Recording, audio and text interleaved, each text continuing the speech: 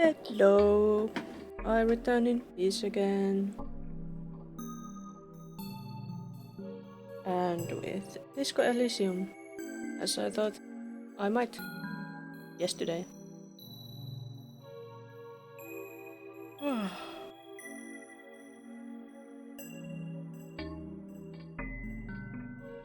Does the game have noises? I'm just wondering. Sounds so quiet. Okay, let's see if we can show it. Ah, there it is. Excellent. Why do I have my microphone? I don't need it. I don't need my microphone. Let's continue where we were left last time. That was last week, wasn't it?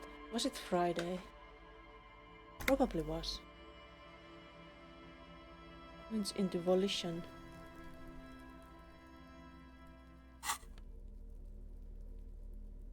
Inventory. We had some notes that we could study. We don't have many skills. Oh, there's one thing I forgot to do. We could still maybe do it. Okay. Set up the Twitch integration. Oh, I have to get that token. I hope it hasn't changed and that it works. Let's see. Let's try to connect. Established. Excellent. Although I don't know if it works or not. I hope it does. Let's get out of here, Kuno. How about no Kuno? How did this work again? Oh, there's the body. And there's the nose. Last time we shot the body down. Aren't we great? Hello, Elysium. How are you today? It is a very sunny day today. The rotting man lies on his side with his eyes looking straight through you. The belt is still around his neck. His body is supine and open to intrusion by autopsy. I'm not usually super fond of very sunny weathers, but today it was really good when I went for a walk. Maybe because it's windy also. The wind helps a lot. Finished another playthrough of Mass Effect 3 today. What was your chosen option for the end? The lieutenant adjusts his glasses and takes a deep breath.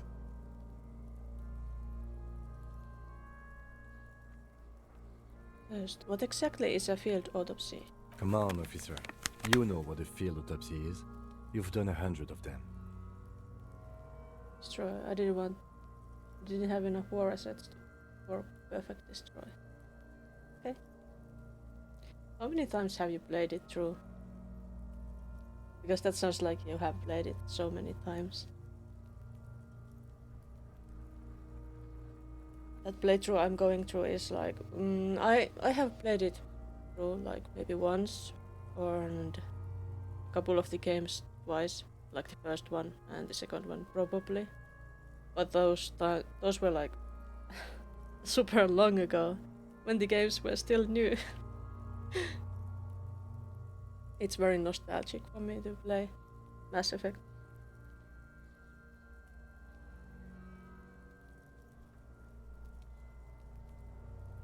You've been playing it. Have you been continuously playing it?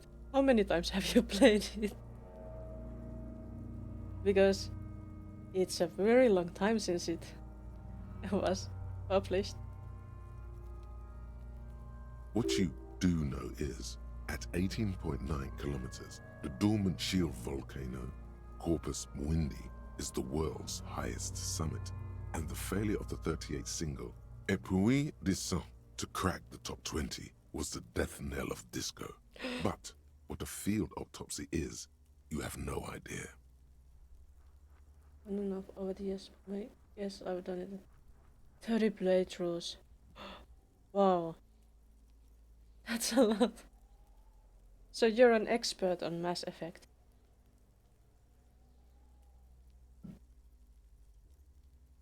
Total legend, I would say.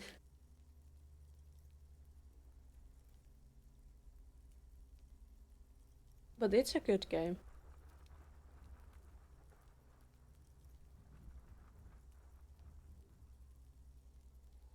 Why don't I know? What use are you? What use am I? Why don't I know what an autopsy is?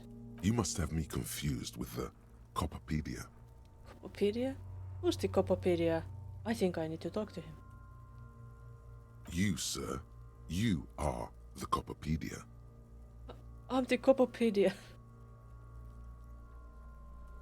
Encyclopedia is the encyclopedia and I'm the Copopedia. You have another pair of gloves? Gloves? Unfortunately, no.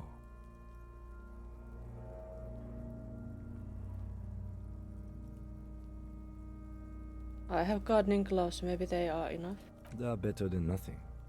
Tell you what, I perform the anatomical side of things while you will take notes. We just fill this in, right? I'll show him the red field autopsy form. Oh yeah, we figured out that. That's right. I got the achievement for really getting Kim to trust me. Wow. I'm so happy. He trusts me. Also, we got a level up. Nice. Yeah, we got this. We're smart. Oh yes, we should be smart because we have so many points here. Can we get more points here? No? Is it possible to increase this? Or this? I don't know.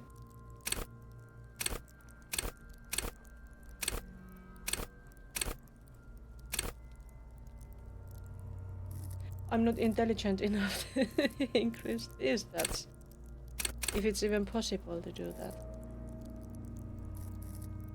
We could increase this, or maybe we'll just spare those points until we need them. Let's open the ledger at the field autopsy form. The dead man stares in silence as you crack open the ledger. The bright red paper is covered in boxes and lists, describing the condition of his skin and organs in 3 parts. Ah, lovely. Above those, an 11-field info form needs filling out first. It begins with,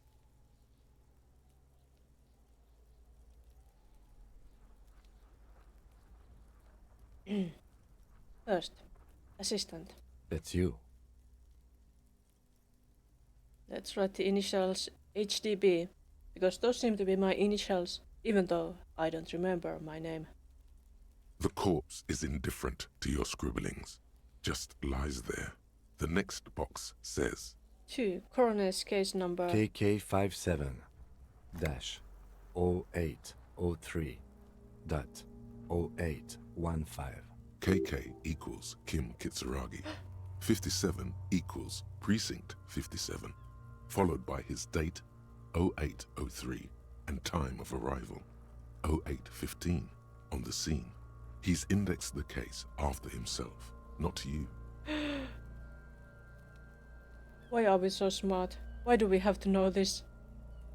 That's because he doesn't want to bring up the messy question of your initials. Oh. But I could tell him my initials.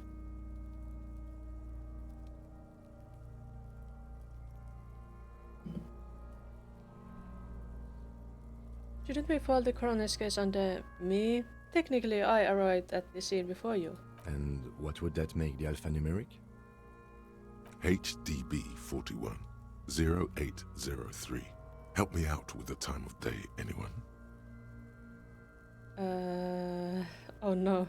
1111 It's meaningful. Can we trust Inland Empire? 10-15. It's understated.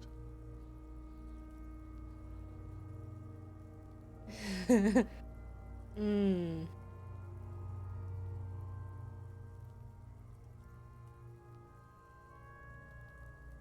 Are we going to be honest and tell no time of arrival, or be dramatic and go with this, or intuitive and go with this?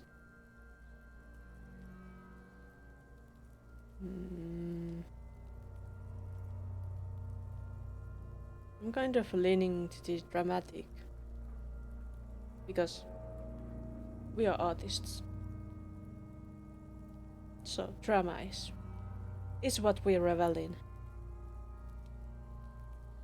Good. Let's go with that. The lieutenant is quite surprised you managed to come up with an adequate case number. I'm full of surprises. The lieutenant is quite surprised you managed. That was already right. Apparently, I'm not. I'm not on the top of my game. 3. Name. NA. Next. 4. Date of birth. NA. 5. Age. Roughly 50. Roughly 50. Well, I couldn't tell. Try 40. The damage is so extensive, it's better to err on the young side. I'm gonna write 42. He nods. 6. Race. Mondial. So that's Mondial. Fair to olive-skinned, from the Isola of Mwindi.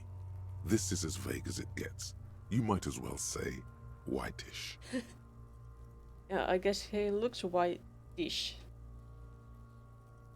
That skin color is kind of whitish, maybe. The pudgy mess of curdled meat looks neither mondial nor anything other. Maybe I could have been successful and recognized what kind of race he is. But we are not racists. Yet. 7, 6. Fucky, fucky! The little monster exclaims energetically. Male. Pigs can have sex! Right. Let's be serious. We want him to trust us. This is the case we are working on. Nor does he look male, with his pregnant belly and indistinguishable face. 8. Date of death. We're still going with March 4th. 51.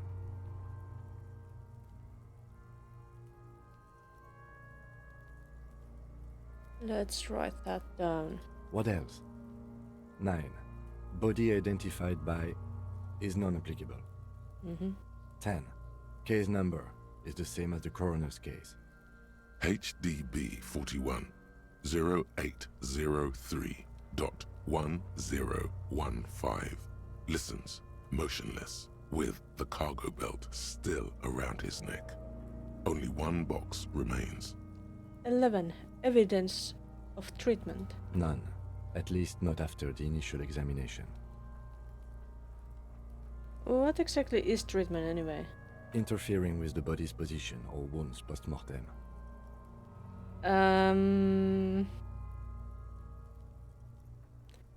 I'm not so sure.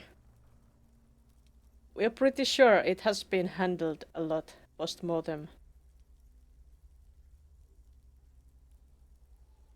A silent nod. The lieutenant places his gloved hand on the corpse's chest, as if in preparation. What is he going to do? We should start the post-mortem. Turn the page. The corpse cannot feel Kim's hand on his chest. It no longer meaningfully interacts with its surroundings. A thicket of boxes and lists on red copier paper tries to answer why. Tell me something, dead man. Shoot, Looney Rooney. Enough. Come back later, Corporal. Amuse yourself with my frank manners and my memento mori features. If possible, also, see me in your dream. Ugh, such lovely dreams. Well, we haven't slept after we woke up. It's already pretty late. External examination summary. Clothes. The deceased wears armored boots and white briefs. The make of the briefs is Babrodine, I think. Let's see. Turns the body onto its side to check the underwear label. See, it's happening. Babrodine, yes. Inexpensive. Size M. Color white. The disappointment is palpable.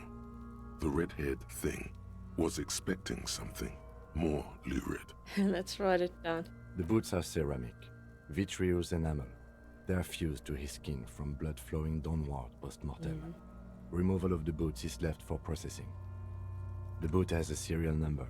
It's E50.100.100. The lines between the plates are in the shape of the alphanumerical. The number is purposefully concealed by the design. Tattoos. Stands up, feet planted on either side of the body. The upper torso is covered in a single, continuous tattoo, resembling a map of the night sky. It reaches from the right shoulder to the heart.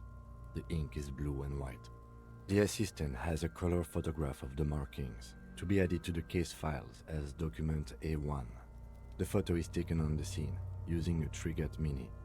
The deceased has a belt for airlifting cargo around his neck, tied with a hangman's knot. Color yellow. Length 3 meters. There is a buckle on the other end. Well-nourished, athletically built, measuring 1.8 meters. Generally consistent with age 42. Preservation is good. Ambient temperature below freezing. Body hair is light brown. Distribution is consistent with the age. The deceased had male pattern baldness. Hair is combed back, short.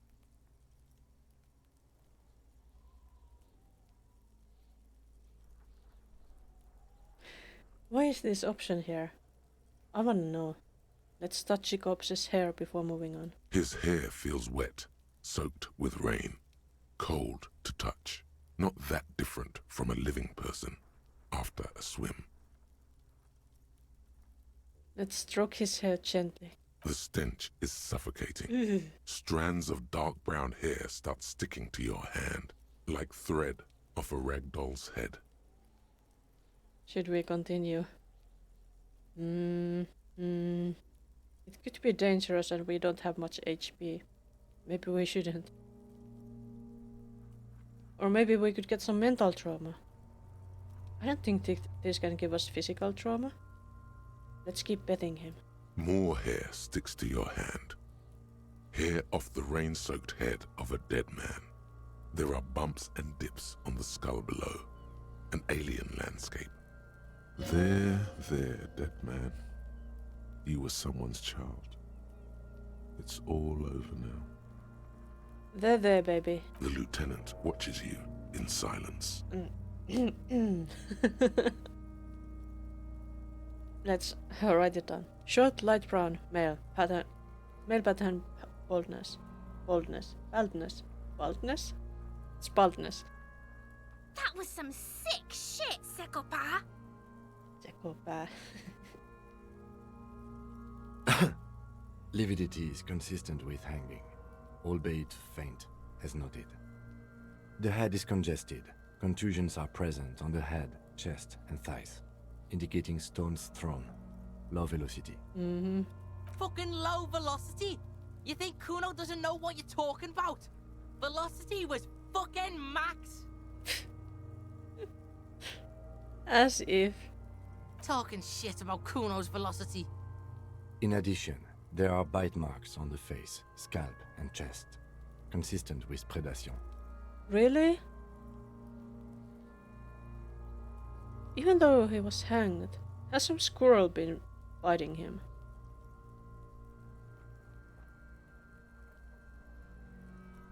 But I meant for high velocity. No, I'm writing down. Ligature mark. The lieutenant produces a small folding knife, with the other hand pulling on the belt. He starts cutting into the polyester. The stench is horrid.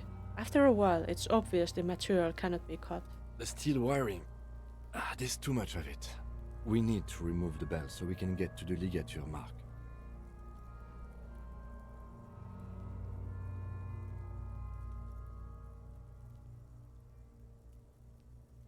Good thing we got these chain cutters. Let's pull out the rubber grip cutters. Always good to think ahead. Now, Points to the rope squeezing the dead man's neck. we need to cut the belt to see the ligature mark below. Carefully, with as much precision as you can. Oh no, it's a physical thing, and we are not good at those. See, my pig is gonna fuck his head off. No, he ain't. Your pig's a boring fuck. Let's look for a good spot to cut. The belt is equally tight around the whole circumference of his neck, swelling over the edges like white bread rising from the east. Let's try it. You jam the cutters right under the knot. That seems like a smart idea. Yeah, somewhere there. Oh no. Already they're buried deep in the man's flesh. Then you rotate them to get a better hold. Then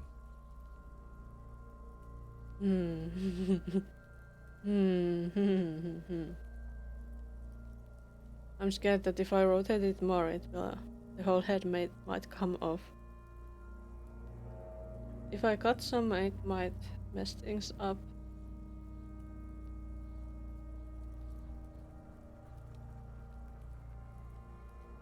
Enough. Cut some. Yeah, fuck him. Fuck that faggoty. Corpse fucking time. Corpse fucking. Hello, guy. How do you do today? I went for a very sunny walk today. Without sunny. Of course. Told you my pig was hardcore. I should have a go first. I think I have a strategy. He steps in and takes the chain cutters from you. Okay. Please do it. You can do it much better than I can. Him. he sinks the cutters into the knot, preparing to perform the cuts, with his elbow to his knee for precision. Snap. The knot is slashed. Another cut and the belt falls apart like a flower bouquet, revealing the dead man's neck and the dark red ligature mark around it. Like a flower bouquet? Okay, what? Stretch. How does a belt come off his neck like a flower bouquet?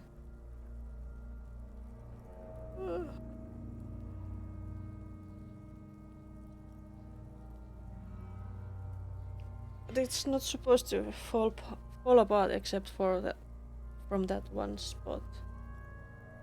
Here. He hands you the chain cutters back and then kneels closer to the body, running his finger along the red groove until he comes to a gap. The rope rises to a point, leaving a gap in the ligature mark. The suspension point is in the back of the neck, on the nape. Hemorrhaging is observed on the skin, above and below the ligature mark. The mark is well pronounced, consistent with a drop from 1 or 1.5 meters. Alright, let's write it down. Chest is intact, normal contour. Abdomen is protuberant, pelvis intact, genitalia. No! Let's get up and see! I fucking knew it! This is clearly what they've been waiting for, ever since the autopsy began. The lieutenant is trying to make it as boring as possible. Let's support our lieutenant. Genitalia is male and unremarkable. No evidence of injury. Let's not inspect them. Let's just write it down. Back is symmetrical and intact. Upper and lower extremities are intact, but asymmetrical. There are combat injuries on the right hand, thigh, and hip. Combat injuries. In addition, I see smaller, residual scars, too numerous to count, covering about 30% of his skin. Why does he have so many scars? From wounds sustained over 2, maybe more decades, dispersal and accumulation indicates long and active combat duty. The scarring is extensive, way more than a law officials. I'm so smart. We have a real museum here. Of battles, wars. Let's write it down. Last item. Hands. It takes the man's right hand in his, inspects it, then moves on to the other hand.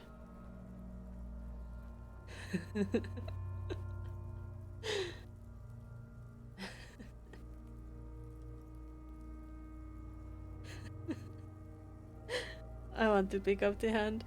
His flesh is cold, icy. Of course it is. Pleased to meet you. Where are you from and what's your name? My name is... I'm only fucking with you. I know where you're from. From Cappadocia. And your name is Il Corbo. What can I do you for, Il Corbo de Cappadocia?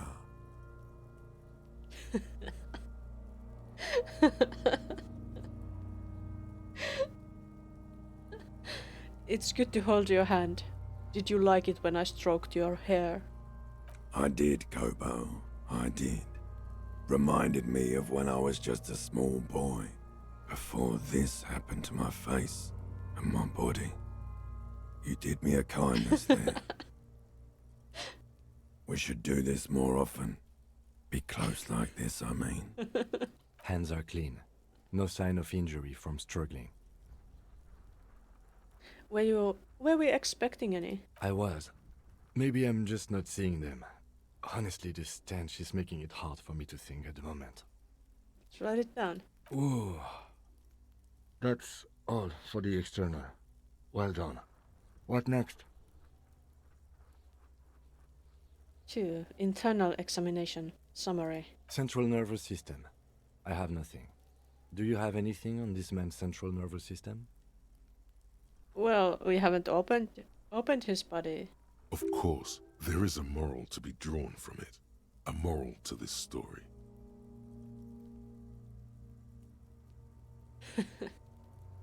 If I may add the moral of this story. What would that be? Looks at you inquisitively. The dead man looks, too, with barely contained excitement to hear the moral of his story. The brain is very vulnerable to compromises in its blood supply. I think that may well be the moral of every story, officer. Maybe. That's right. In shall I say? Good. Musculoskeletal. Purge fluid is coming from the mouth. Not injury related. Eyes and tongue protuberant. Hyoid bone. Let's see. Wired bone. I need to study some anatomy. With his eyes almost closed, the lieutenant puts his hand on the dead man's throat and begins to massage it, gently. A rotting smell erupts from the mouth. Purge fluid runs down his lips, black and viscous. Lovely. Yeah, jack that fucker off! The hyoid bone is fractured. The rest of the musculoskeletal system is intact. Unremarkable.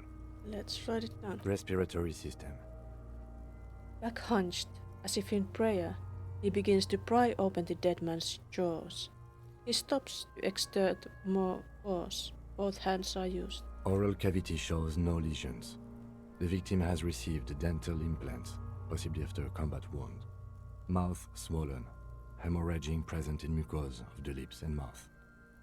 Let's look inside the dead man's mouth. No scream, no sigh of relief rises from the darkness inside. It's humid there. Sickly sweet air, unlike anything living. You feel like you're about to throw up again, straight in that mouth of his. Ew, but let's look deeper inside. Oh, are we dying now? You feel something in your chest. An unnatural pressure. It's spreading to your left arm, your jaw. Are we having a stroke? Oh no. Help someone. Yeah. Screaming isn't happening on account of extreme shortness of breath. You're just making it worse. Oh God, it's painful. Try to remain conscious. All you feel is pain and weakness. You have to surrender now. We all do. It gets so dark. You don't even see her face. Like you always thought you would. You only see pain and fear. Oh no. Cop suffers final heart attack. No. A detective lieutenant of the RCM passed away yesterday. His death, though abrupt, did not come as a surprise to those who knew him.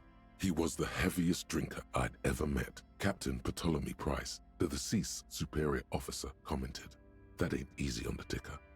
He loved his liquor, sure, said Detective Chester McLean, friend and colleague. But I think before he ever had a heart attack, his heart was broken. According to an official statement given by the RCM, the officer was on the brink of solving a murder case. On the brink.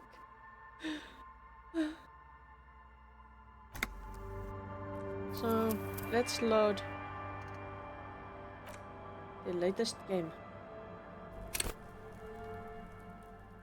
And that was before we went to talk to the body. Let's,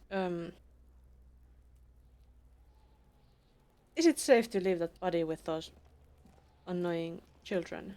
Probably not, so, but we need to talk to the manager. And not die. I don't want to die again. That was sad.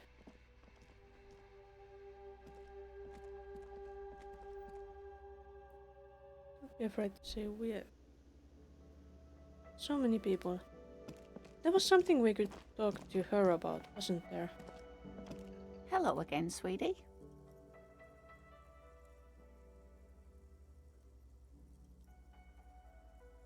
Gotta get going now. I guess we couldn't.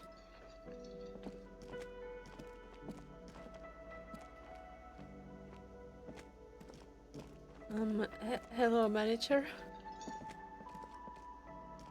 I don't have money, but I need help you? a place to sleep. So about that money I owe. Yes, have you got it? I was wondering if we could come to some sort of arrangement for tonight. Does that arrangement include you paying me what we already agreed you owe me? You can run. Hello, yes, like yes. I can run from here, but if I run from here, like I still need to sleep somewhere, don't I? It's my first night though, I don't know. Maybe you know.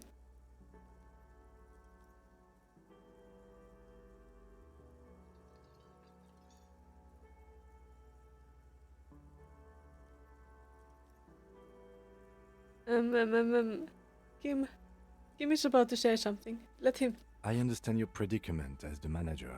However, He adjusts his glasses. Such charisma. I feel I must remind you that we are here to conduct an important investigation that also affects your business. Forgive me for saying this, but your colleague seems more committed to drinking, and I haven't been drinking at all today. I mean no offense. It's really nothing personal. I just have to protect the interests of this establishment.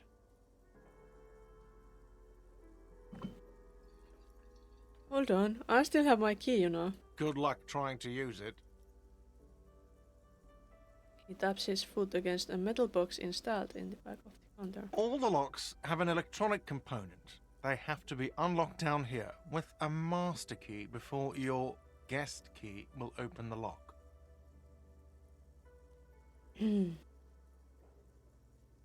I could break the door, but this conversation isn't going anywhere, is it? Not until you bring me the money. Okay, I might have something in my motor carriage we can use when you're done here. Oh, Lieutenant, we're done here.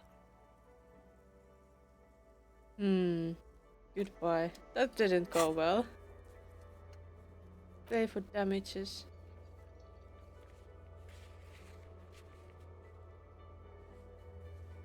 Oh no.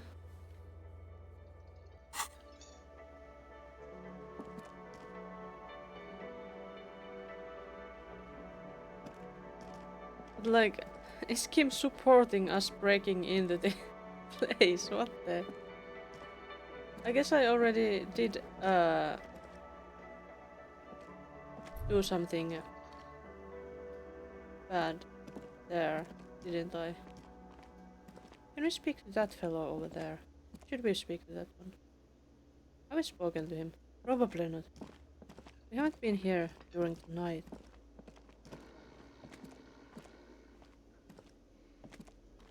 It's all about money, you know.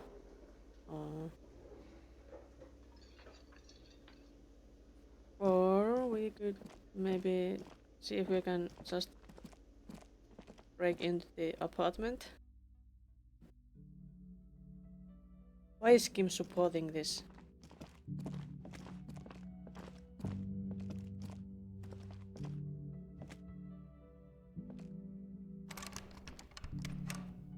Can't get in.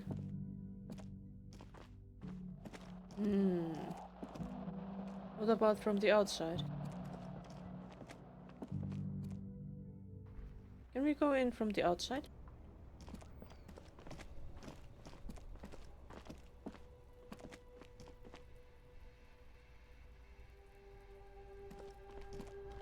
I don't know.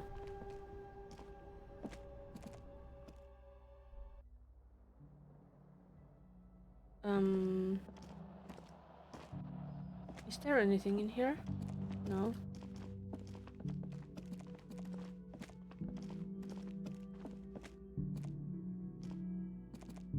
The door is closed. It's closed, so no going in. That lady who we tried to talk to in the beginning lives there, I think. So you meant this running, I think. That I can run, don't have to walk.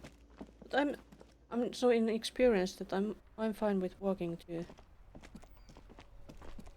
Because I'm not sure where I'm going and stuff like that. It's my first playthrough. This is not the car. That's the car.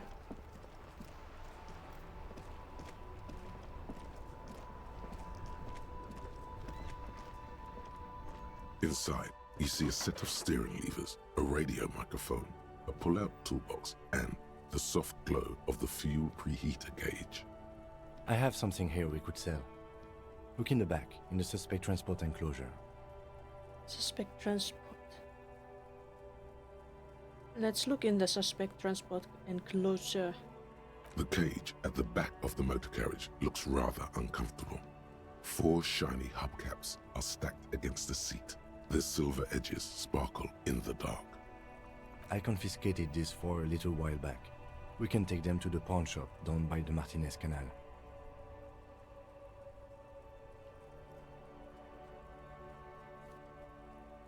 Kim is very helpful, but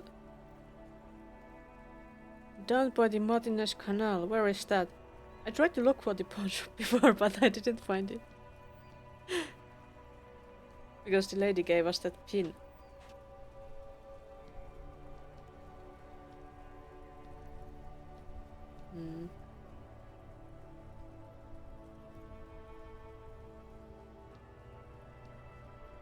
What are those things? There are spinner hubcaps, frivolous things you put on your wheels. When the wheels come to a stop, the caps keep on spinning. There's no real use for them, it's just for vanity. Oh, Kim, why are you going to put them on your car? A vanity he wouldn't mind.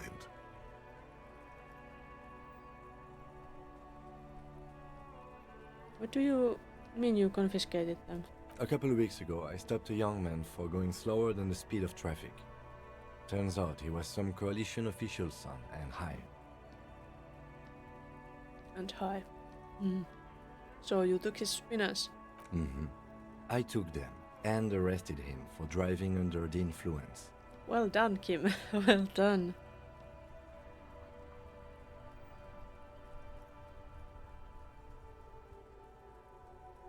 I get it.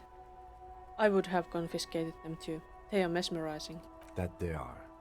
I was going to take them into evidence, but they weren't necessary for conviction. He never asked for them back.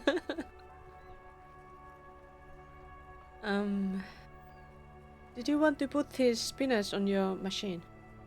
No, that would be silly.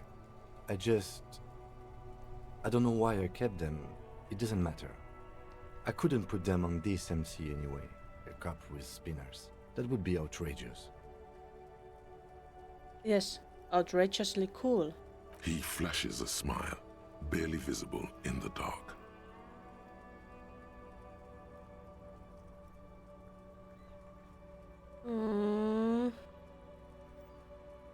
I'm sorry you have to sell them because of me. As I said, they are useless anyway. I should have remembered I have these earlier.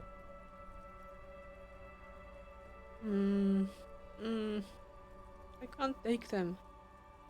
It wouldn't be right. Alright, let's not take them now. Then, come back once we realize we have to. Have this conversation again, and then take them. Okay. Sounds likely. But we got the pin from the lady. Wait, what is this? Let's tap on the fuel preheater. Watch. As you tap on the gauge, the indicator pin jerks as if startled. It's in the large orange sector, indicating the engine is warm. Next to the gauge is a red switch labeled heat. Why is the engine warm? It has been standing here for many hours. No, that's enough fun with the foldable headlights. I know they are mesmerizing. They are also fragile. I'm not going to turn it on for you again. I understand. Let's close the door.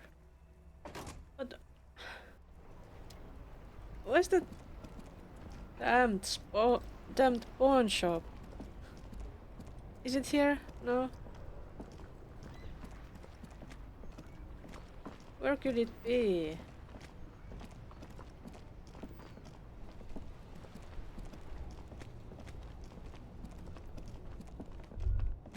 And why would it be open in the middle of the night? What was that?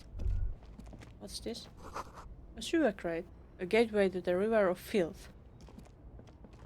How enticing. Wonderful. No. I don't know where is the pawn shop. Can we even find it? Do we have bottles here?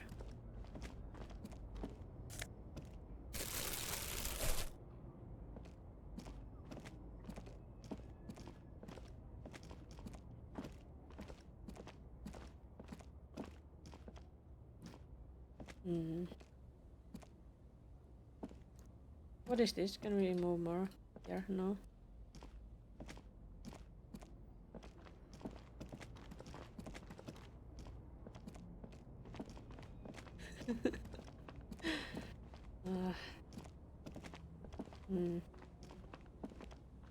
What about here?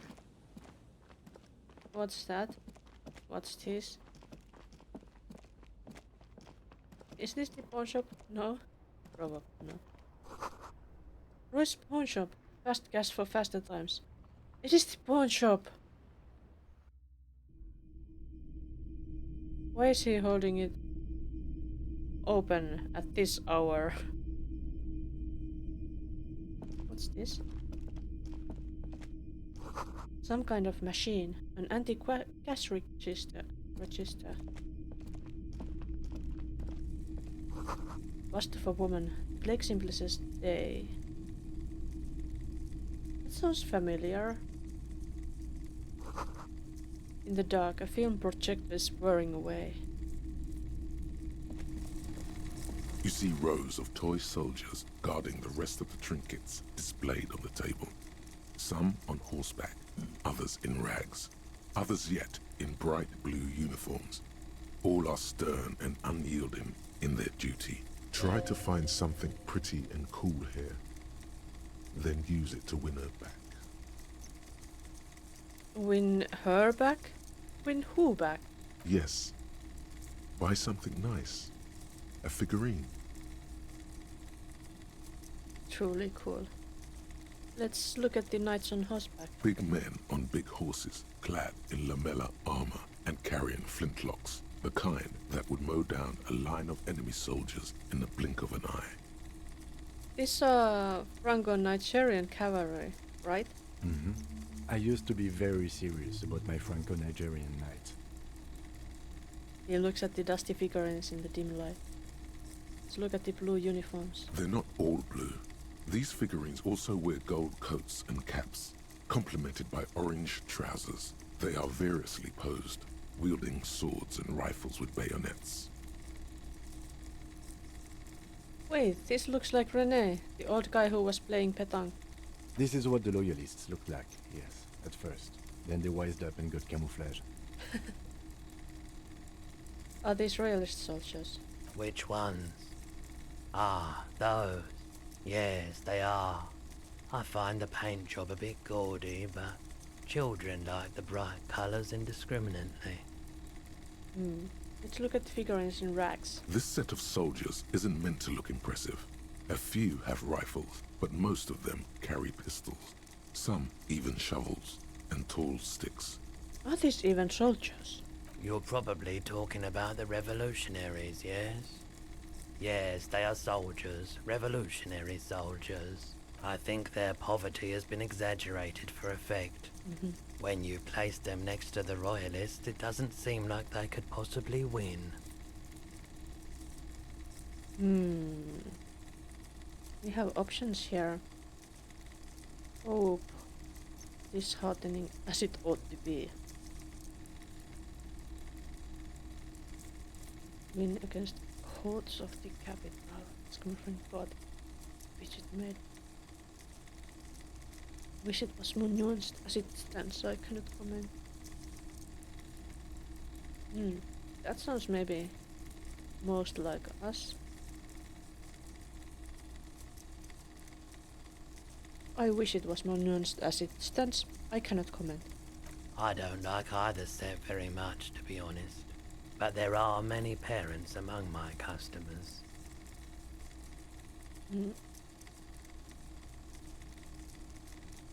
Let's try this. Let's try to dig up a truly cool figurine in the box on the table. Everything you pick out seems faded, chipped, and sad somehow. Most of them are just broken toys. Meh. Step away. Is there other things? Well, there's the Watch of Honor and, well, there are other things. What's this? Most military wear with a few more eccentric fashions thrown in. A typical Martinez streetlight sits among assorted floor and table lamps. Let your gaze run over this street light. The light pole has been carefully cut, and the wiring has been redone and attached to a standard indoor plug. The light buzzes faintly, but persistently. This would make quite a statement in your living room. In my living room? Well, it's making quite a statement here. Where did you get this? It was brought to me to be altered. We are not here to investigate the theft of city property. He leans in so the pawnbroker doesn't hear him. You have to admit it's rather clever what he's done with it. Pauses, studying the light. Is that a street light? Yes, officer. As you see, it's in perfect working order. How much for the street light? 700 real. A bargain, I dare say. Bargain, we have only what? 13 royal.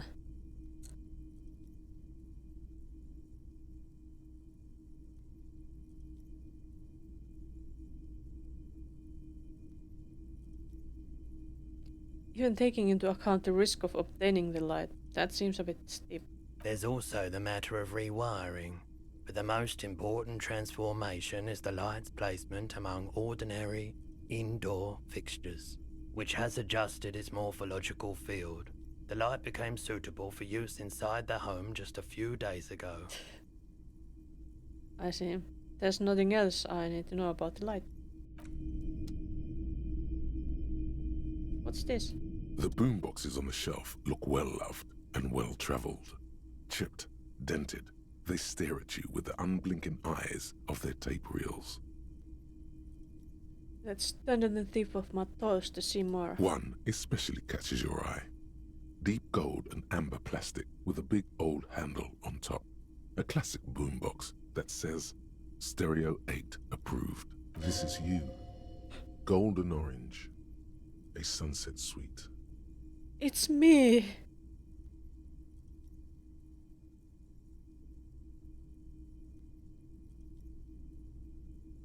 What I really want to know is, could this device come in handy in my police work? If police work means playing tapes, sure. You can use it for that. Or any other time you'd need to play a tape. Shopkeep, the Stereo 8 approved machine here. Is the Harman Welsh W2. Made in Vespa. Designed in Seoul. Plays all reel-to-reel formats. 2mm, 8mm, 12mm. It's even got a little radio in there. It'll set you back 12 real. I don't want to buy it. I could buy it, because I just have that much money, but that's all.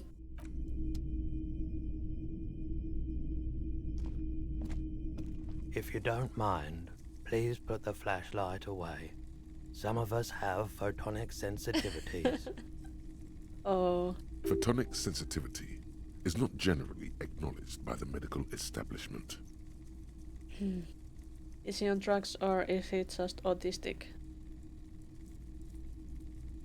Alright, sorry about that. I do appreciate it.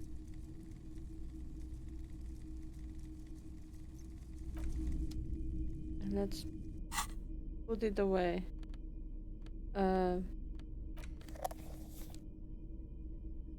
Like that. It's not often that I see officers from the RCM in my pawn shop. The man at the counter turns to you slowly. What can I do for you? His courtesy is not insincere, but he prefers being alone with his projector, just watching the movement of light across the walls of the shop. Yes, that kind of sounds like he's maybe on drugs.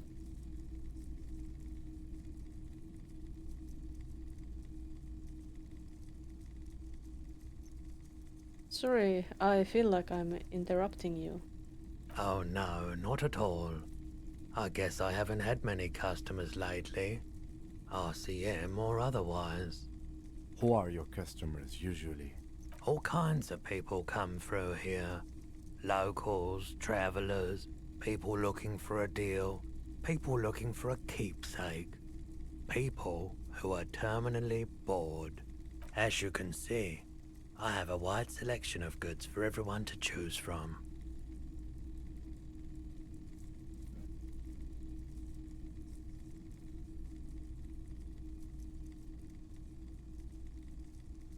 Honestly, I think some of your selections are more tasteful than others. It keeps me entertained.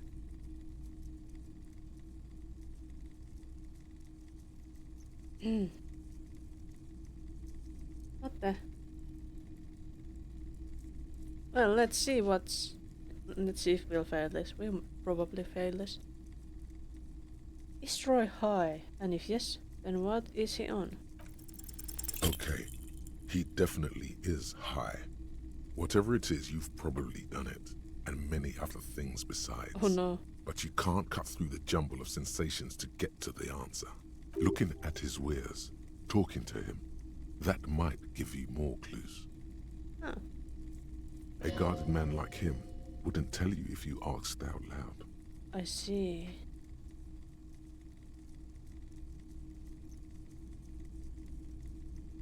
Oh, Oh, by the way, do you happen to have any guns like the ones carried by officers of the citizen militia? Someone else came here earlier today asking the same question. I promptly sold her the gun you pawned a couple days back. No, my gun! This is a pawn shop, and it did feel as if you've met before. Oh God. I got mental damage from that. Moral damage. The lieutenant shifts from one foot to another, alert. Wait, I sold you my gun. You... And then I guess I drank all the money. Or did drugs with them. You were adamant about getting rid of it, officer. Said you were undeserving of a service weapon of the Revachol Citizens Militia. And I don't like keeping guns around the shop for long. Off the charts photon emissions. The unhealthy kind. Sure. He's not telling you the whole story. It seems he's trying to spare you. How kind of him.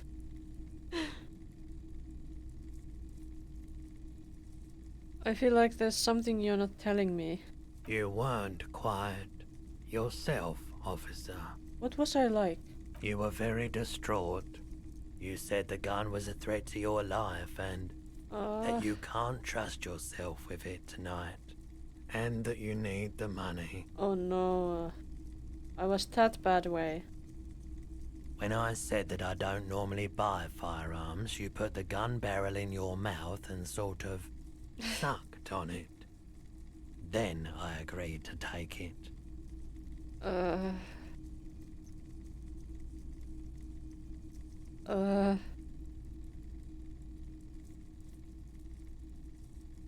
I dare to take more damage with the knowledge? Or wait, how much did I sell the gun for? 15 real. That's cheap. The lieutenant looks from you to Roy, and then back to you. It's clear that he hopes this tableau might still turn out to be a bad dream. It's not, though. Sorry, Kim, that you had to see me this way. There's pity there too, in case you didn't notice. Let's say sorry again. I'm so sorry you had to see me in that state. We don't have to talk about it any further. No apologies necessary, officer. Was the buyer a policeman too? How likely is that? She didn't seem like a policeman, although she kept referring to herself as a pig, which was odd.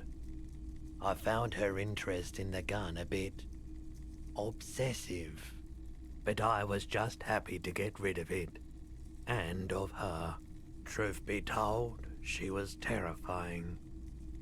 And you still sold a gun to her. Right, so let me get this right. You sold your sidearm, issued by the Citizens Militia, and now a civilian is running around the streets of Martinez with it? Sounds like it. Miraculously, his face does not reveal what's happening inside.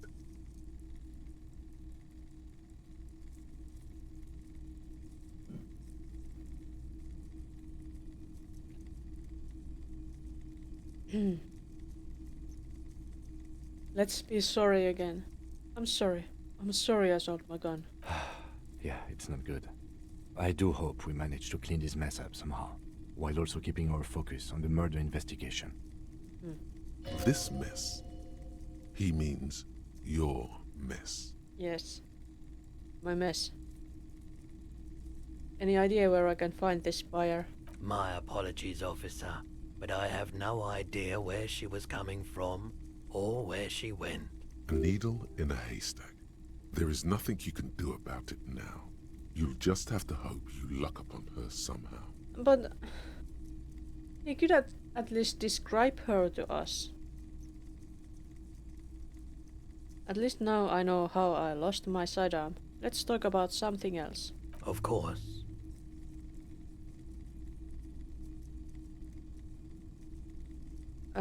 You might be able to aid our investigation. I doubt it, but I can try and answer any questions you may have. Have you had any dealings with the union boss? He's been by the shop a couple of times. He gives a lazy half shrug. Know anything about the Wild Pines representative that's in town? Can't say I'm a huge admirer of Wild Pines, and I can't say I trust any silver-tongued spokesperson of theirs. Fortunately, I have no reason to get involved.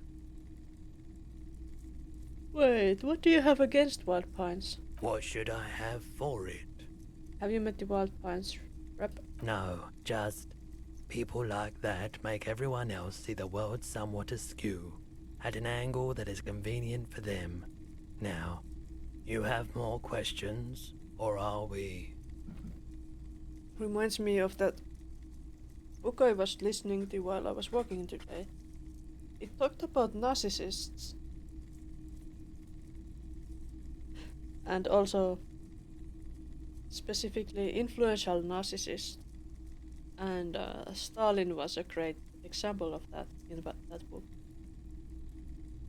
I can't say I knew much about that, but it was interesting. Know anything about the recent hanging? I do my best to keep my distance from all manner of butchery. Bad for business, bad for everyone. True. He doesn't know anything. Actually, that's all I've got. The pawnbroker's gaze is already fixed on the dancing colors. There's something I'd like to sell. Let me have a look. Clothes.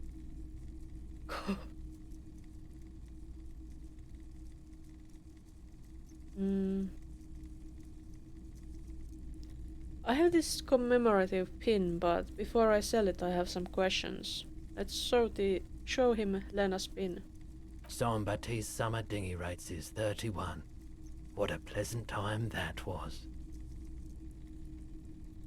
So, what do you want to know? Price? I can give you $3.20 for it. No way.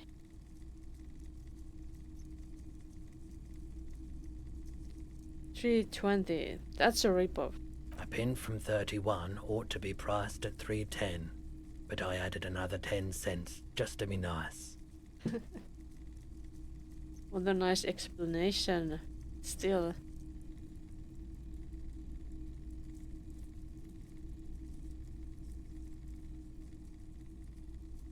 Okay, but can you hold on to it for a few days before putting it up for sale? I promise to give the pin back. Sure, I can keep it behind the counter for a week, but only if you pawn it right now. Okay, that's all I wanted to know about the pin. Thanks. Sure thing. So, do you want to sell anything? I'll check my pockets. Anything else you're thinking of selling?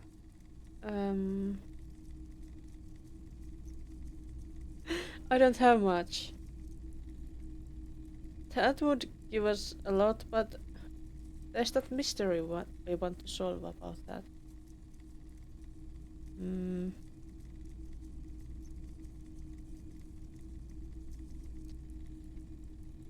Maybe we should still do that. Maybe we can buy it back later. I don't know.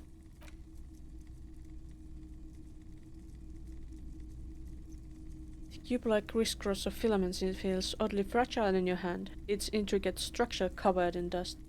Silver tape on the side reads, Production Schedule, Note. This filament contains information that can be read using a radio computer.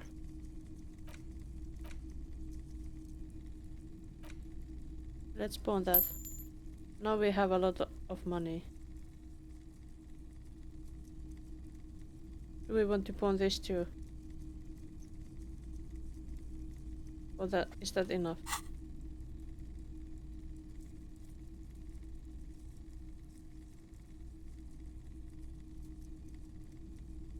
I don't have anything to sell at the moment. Another time, perhaps. I have other business to take care of now. Do we have enough? Or put down your gun. What is this?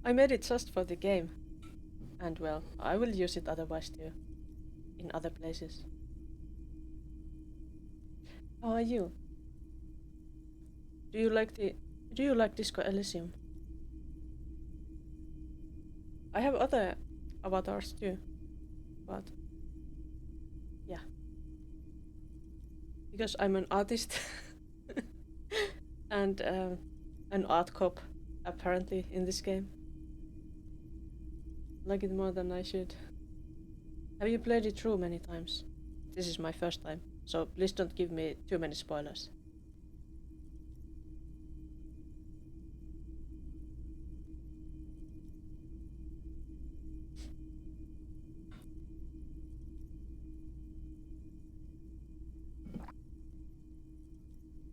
I don't know.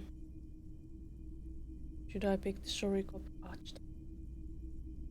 Won't back with no spoil, unless asked for, of course. Oh, thank you. You seem like the best kind of companion here.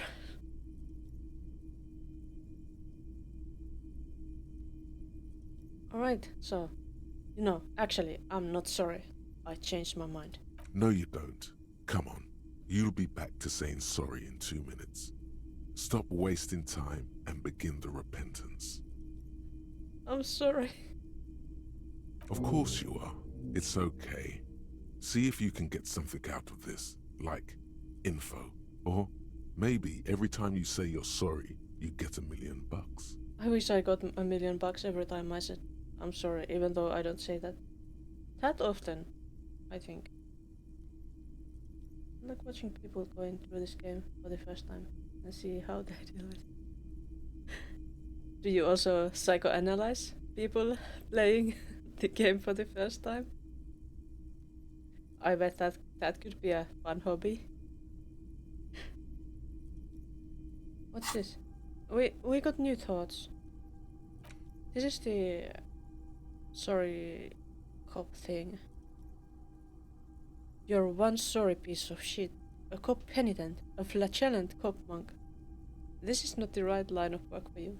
You should be groveling at the feet of a feudal lord, providing lurid evidence against yourself at a Masovian show trial, or ripping the flesh from your back with the cat of 9 tails. Whatever made you this way, you can be damn sure it was your own fault. Do it. Really criticize yourself. Who knows? You might uncover something of importance from your guilt-ridden past. That would be minus authority while we research that. That's less perception. Yeah, it's another cop type. The worst one. The most savage and brutal. The art cop. Nothing is good enough for him. Everything is shit. You have to employ an armada of adjectives to depict and demean the mediocrity of the works and visual institutions around you. Really flex that critical muscle, until the vocabulary for punishing mediocrity becomes second nature. Here we go. I need that. What do I have? Pain threshold. Psych. We want to have the inexplicable feminist agenda.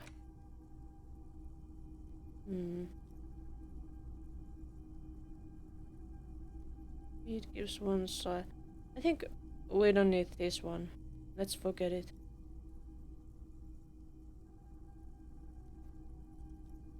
What will be lost forever? Yes. And actual art degree. We need this. Let's internalize that.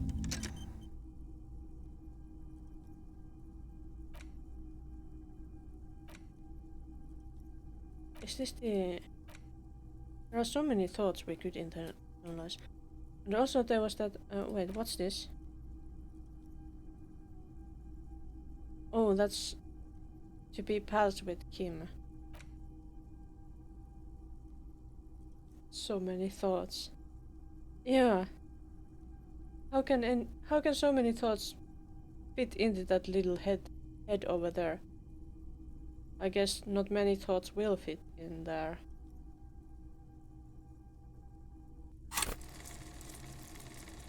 Also, I think... Didn't we have some level up points? Or did we use it for something else? Did we use it for forgetting that? How do they in yours? I don't know, my head is pretty small too. Maybe there aren't many thoughts there.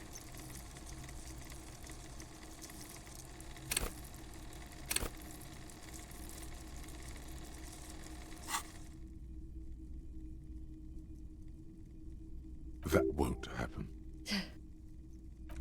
Logic knows. But do we have enough money for... where is it? Pay for damages. How much was it?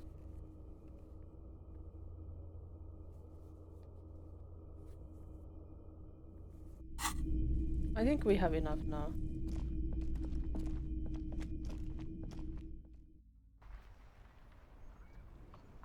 What's that?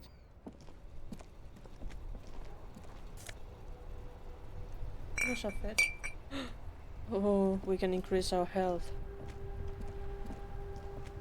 Or, well, heal health a little bit.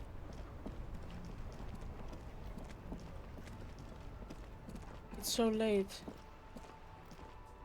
These cops need some sleep too. Don't they? Where's Lena? Maybe it's too late for her. That's very understandable though. Can I help you? So about that money I owe. Yes. Have you got it? How much do I owe you again? A lot. For the drinks and broken window, 70 real. Curses. Actually, let's about something. Like what? Talk about something I was else. really enjoying talking about the money you owe me. Bye. So that wasn't enough. We need more money. We will find more money.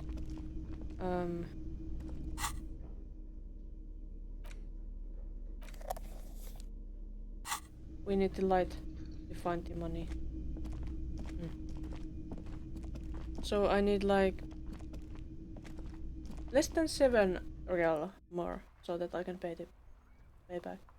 The camera glitches. Use the mouse wheel to correct it. Oh, like it will correct it. That sounds really handy.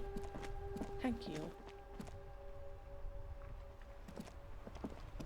Do we see any puddles? That's a puddle, isn't it? Looks like a puddle to me. Wait, what's that? Can we go there? Can we get that? Or... No, it's not a puddle. It's milk carton or... What do you call those? Huh. I saw something here. What's this? Bold slogan. Humanoids covers the trucks. Truck. Mysterious.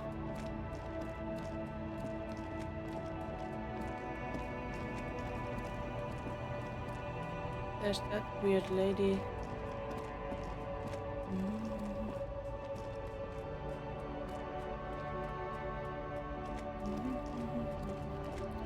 I think we can get some money from this store. And we could go pawn the into... This is not the store. This is where the people were protesting. This is the store, isn't it? Oh, it's not open. Well, that makes sense. It's very late. What is this? Lost for winter. Please use main entrance. Oh, so that was the cafe. Or club, or whatever place that was.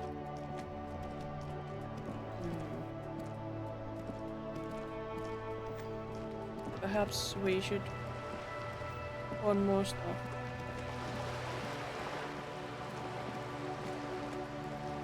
This is not good. It's so late. Am I going to die? Do I have to sleep on the streets? Can't I sleep with Kim? Do I have to... Can I pawn the... spawned all the things from here. Those things. Inside, you see a set of steering levers, a You radio may die. microphone, It's too a cold pull-out outside. You'll toolbox, freeze to and death. the soft glow of the fuel Oh, preheater no. cage. And I don't have that much HP either.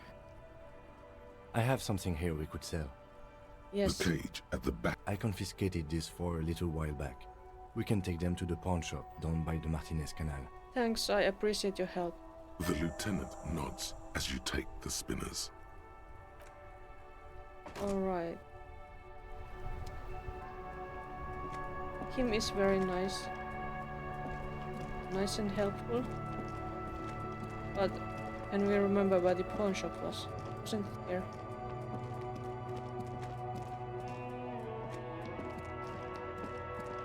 Pawn shop, pawn shop, pawn shop.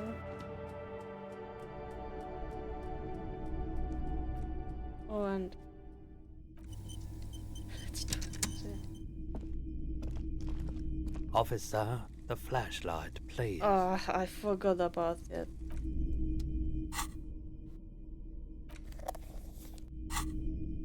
Greetings on this fine night. What brings you here?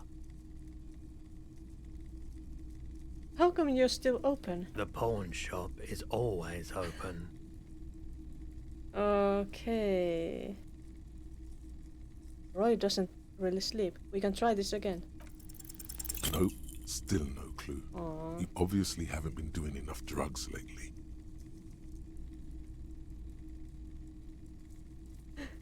There's something I'd like to sell. Yes, we'd like to sell these hubcaps. Well, who would enjoy if somebody pointed a flashlight at their face? I think it's weirder than other people don't complain about that.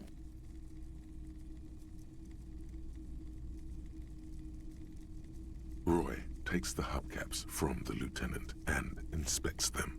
The spinners appear iridescent in the dancing light of his pawn shop. Yes, these are very, very good. Did you defraud some foreign prince for them? Jump a misc banger? No matter. I'll give you 200 real. That's a lot. No one was defrauded or jumped, I assure you.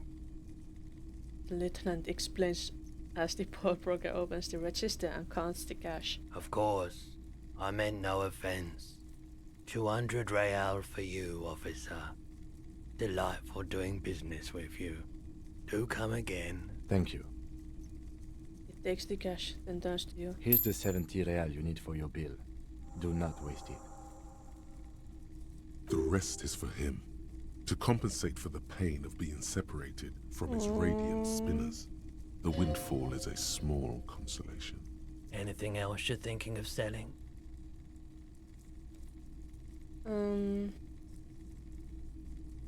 I don't have anything to sell at the moment. Another time, perhaps. I gotta go.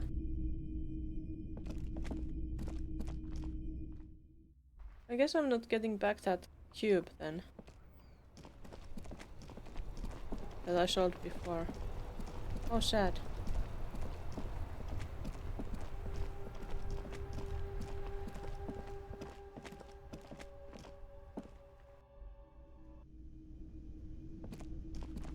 It's not freezing here inside. I have the money. Can I help you? So about that money I owe. Yes. Have you got it? I have your money. Well,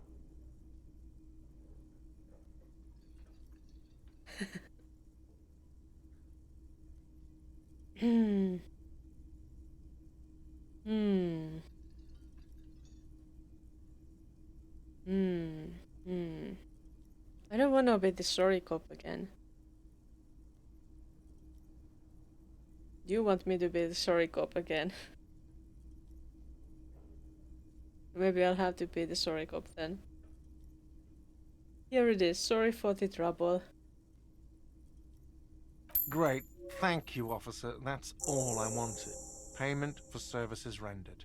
If you continue to stay here, I just ask that you please pay your nightly bill in advance starting tomorrow. No. He's not sorry about his behavior for your sake. Now that you have money, he really wants to make sure you're not angry with him. The electronic lock to your room has been disabled till 9 p.m. tomorrow. Please pay for each night in advance starting tomorrow. 20 real per night. 20. I'll take a room here too. Of course. Always happy to have officers from the RCM as guests. Anything else I can do for you? Goodbye. I want to sing, but I don't have the songs. Wait, what was that thought? Give me a thought. This feels right. You belong here. That's not great.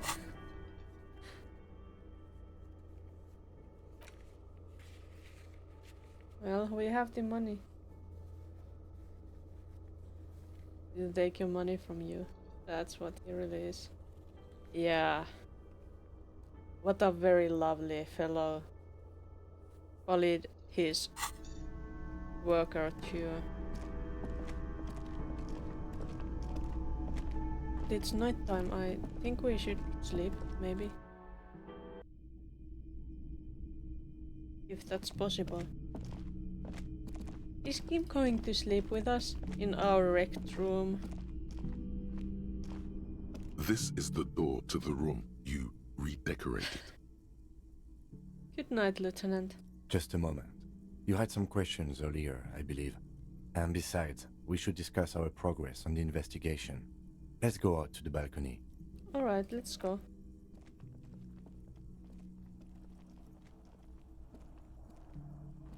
The air outside is brisk.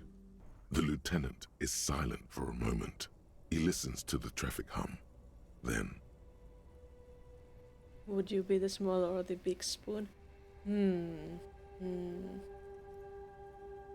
I think I would have to be the small spoon. I really need to be comforted.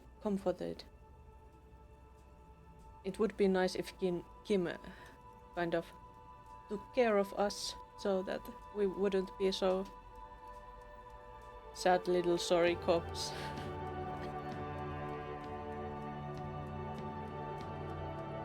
Where shall we begin? We should talk about the investigation, first and foremost.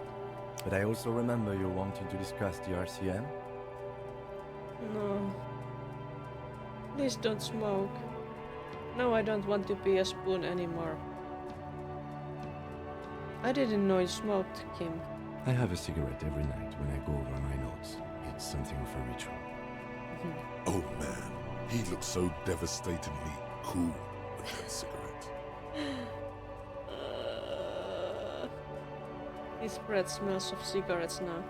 Yeah, and his clothes, and his hands, and ugh.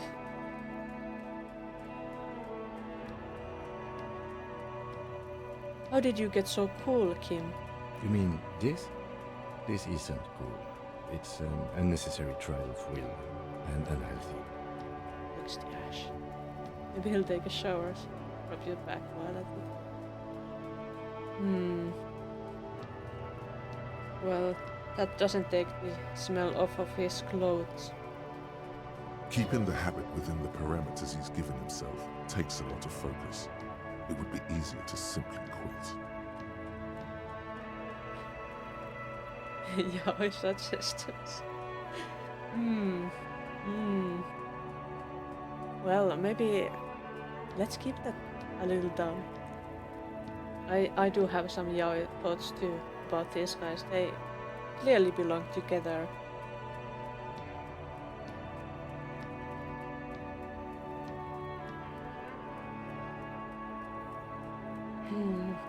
I don't want to pick up smoking.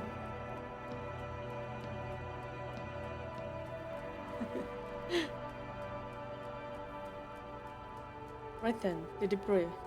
Yes, it's been a long and eventful day. It sure has. How do you think today went? We performed a thorough initial inspection of the victim's body, so that's good. One could say it's the main thing to do in a murder. Then you shot the body down, which was quite a shot.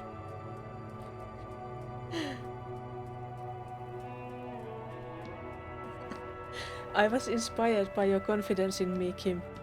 I admit I wasn't sure whether I should give you the gun, but I'm glad I did. We still have to perform the autopsy though, and there's more work to be done at the crime scene. Now, as for interviews, my list of people to talk to here in Martinez, I mean.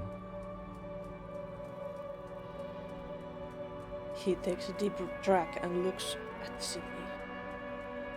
It's my father, unlike most cops, I understand how important communication is. I love doing interviews and people love me. They love bathing in my glory. The initial interviews, yes, well, we talked to some people. I wish we didn't have to do any of the interviews. People are treacherous. Which one would be the most fitting?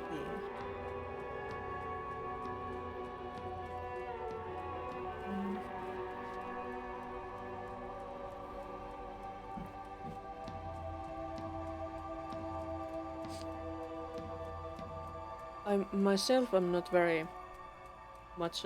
I'm not much of a social butterfly, but they love bathing in my glory.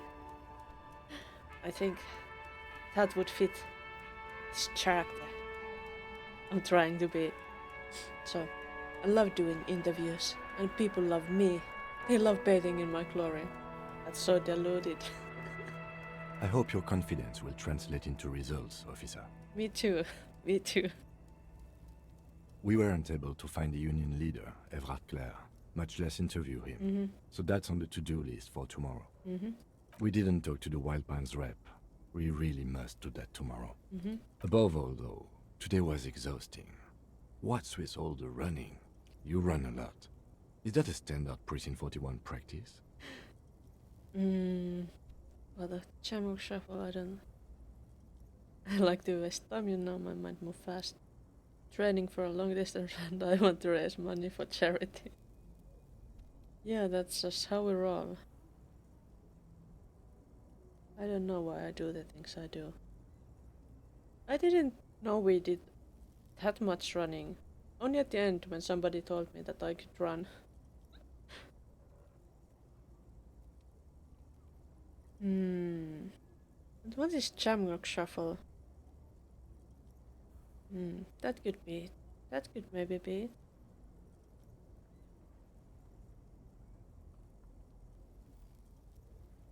Alright, let's go with it. Yes, it's part of the Jamrock Shuffle. It's impressive, especially for a man your age. And in those hills. He nods thoughtfully, tapping his finger on his cigarette. Nice shoes, by the way. I like the green. Goes with the orange.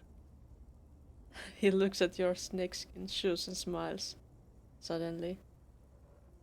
The orange of his jacket? He means? He must mean that. So, what are our powers exactly? The RCM. They're quite limited, actually. The power officers of the Revachol Citizens Militia exercise most frequently is imposing fines of up to 1,000 real for offenses, in accordance with an interdepartmental schedule.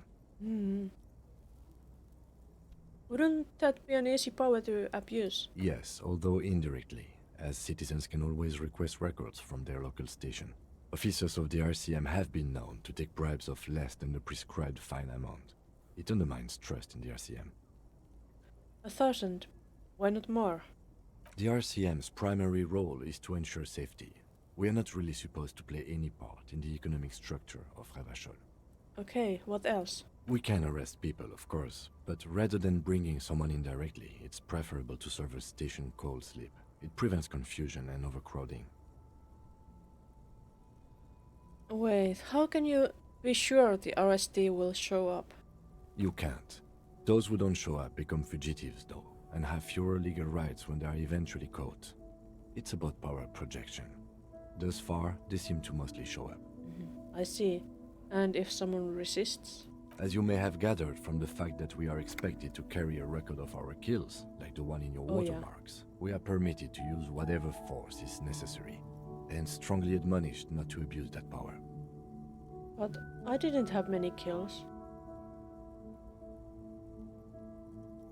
Wait, so if I kill someone while on duty... You have to supply compelling evidence for why it was necessary to use lethal force. In these cases, your partner is usually your witness.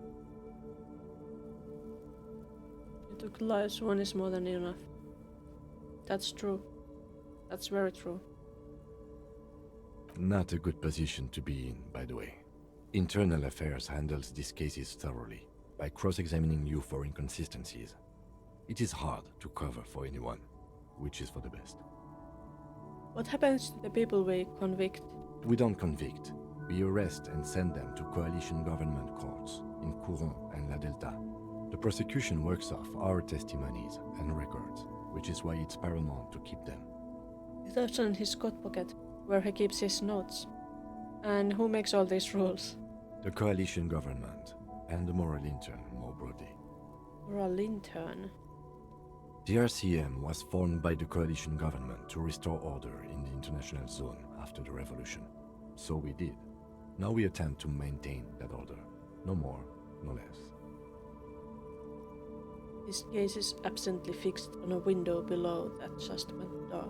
Or perhaps it is better to say we were allowed to form. It's a point of contention whether the citizens of Revachol or the coalition government founded the RCM.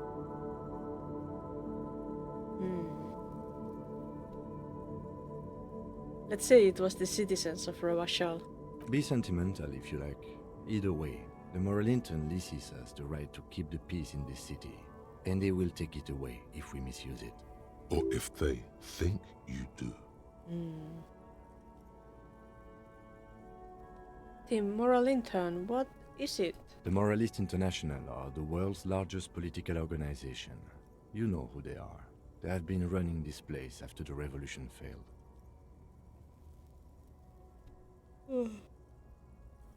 If I didn't know, how would you describe them? They're a union of center-left and center-right parties across the Real Belt. Our coalition government is just one of its many projects. They also run the ICP, EPIS, most intergovernmental organizations in the world. So what do they believe in?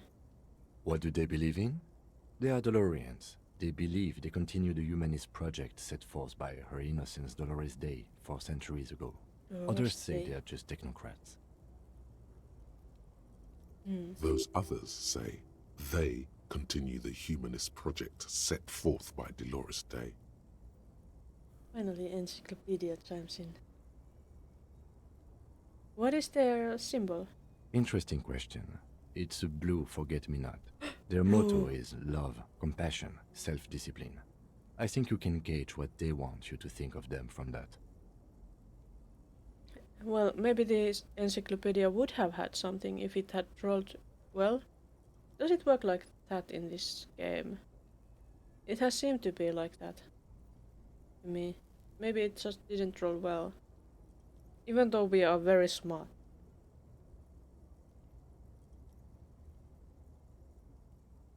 Something kind and usual. Something almost self-explanatory. Something ominous. Who was Dolores Day? A historic figure? The author of the modern age? You will have to look elsewhere for opinions. The subject of humanism is too abstract for me. How can it be too abstract for you? You are very smart, Kim. What do you think of them? The moral intern are a fact. I try not to have opinions on facts until they change. And it doesn't look like that's about to happen. Well, you still have opinions. It is more than that. There's some kind of affection in him. You liked the moral intern? Yes, I did, when I was younger. In my 20s, I considered myself a moralist. A blue forget-me-not, a piece of the sky. They're not all that bad. That's another leitmotif associated with moralism. But the years have changed that. I don't know what I believe in now. No, I believe in the RCM. That's enough for me. I have an opinion on the moral intern. Do you? The lieutenant arches his brow and pulls on a cigarette. It's a slim white thing in his fingers. Things are bad out there. Point to the city. We need them here, giving us the right to police Ravachol. They've done an awful job here. Have you seen the place? This isn't humanism. We are stooges of the world's biggest bourgeois organization protecting bourgeois' rights. Modernity, immigrants, liberal kids, fucking men are turning into women. On second thought, I don't have an opinion. Forget about it. I think this has to be it. They've done an awful job here. Have you seen the place? This isn't humanism. We are in what is called the twilight of international law. The laws we claim to enforce come from the MI. Without them, we are simply vigilantes.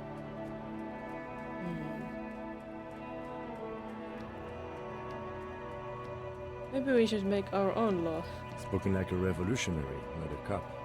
But hypothetical aside, in Martinez we already are vigilantes. At least the Union thinks so. I expect our job here to prove quite challenging. He looks at the roundabout. Say nothing, just look into the night. The dying lights of the city shimmer below. Slowly, like luminous clouds, they pass on his lenses. The lieutenant looks at his slim cigarette, contemplating the next drag. An aerostatic passes overhead, the whiskers of its floodlights on the ground below. Kitsuragi's glasses light up as he looks to the sky. Two glowing circles. They really don't like us here. And the mouth on that kid, Kuno. It's different in land, in Jamrock and the GRIH. Why are they like this? It's our fault for leaving this place to the dogs, to the Union, to the company, not daring to come here more often. This place has fallen between the cracks, the jurisdictions of our two precincts. And in Jamrock and the GRAH.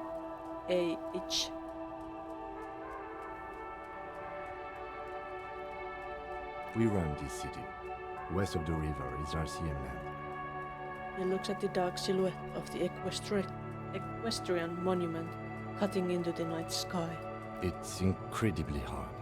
Human beings are. But we are in control, and it's worth it. The organization works, our systems work. If they didn't, the city would disintegrate. Let's be optimistic. I hope our investigation will help improve the situation here. But at least do some good. Me too. But I wouldn't count on any drastic changes in our lifetimes. Thank you for this. Yeah, it's getting very cold now. Let's go. He puts out the stub of his cigarette and looks to the door.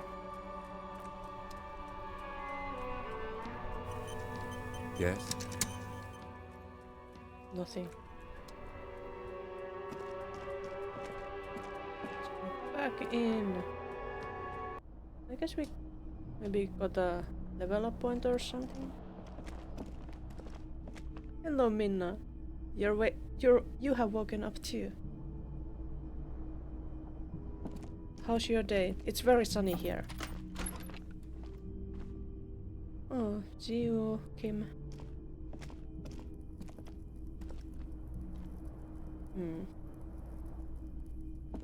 Can I close the door? We don't want to sleep while the door is still open. The fan stands still. Let's pull on the light bulb. The lights are on. Oh, The lights are off again. woke up at some point, but it took me until now to be done with the lunch and such.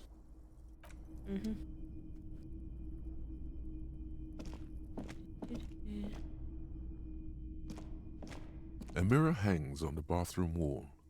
In it, your face, adorned with the expression. What?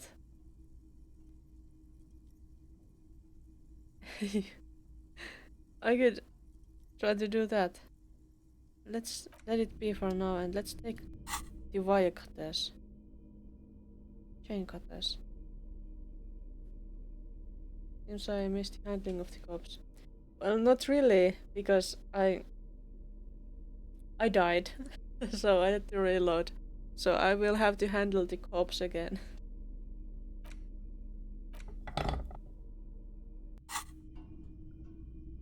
A mirror hangs on the bathroom wall.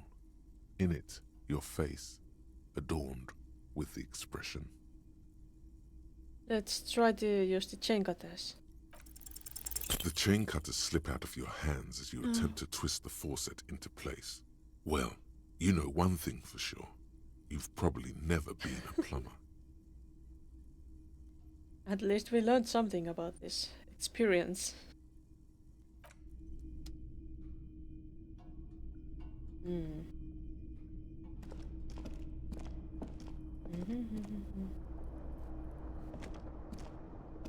Does this mean sleep?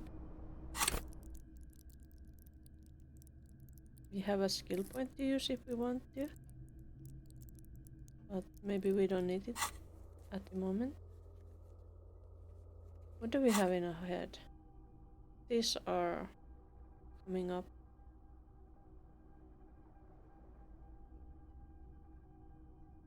Okay. The bed is cold and not particularly inviting, but it's yours. The sheets look awful. I suppose I should crawl in. The sheets feel at once coarse and clammy against your skin.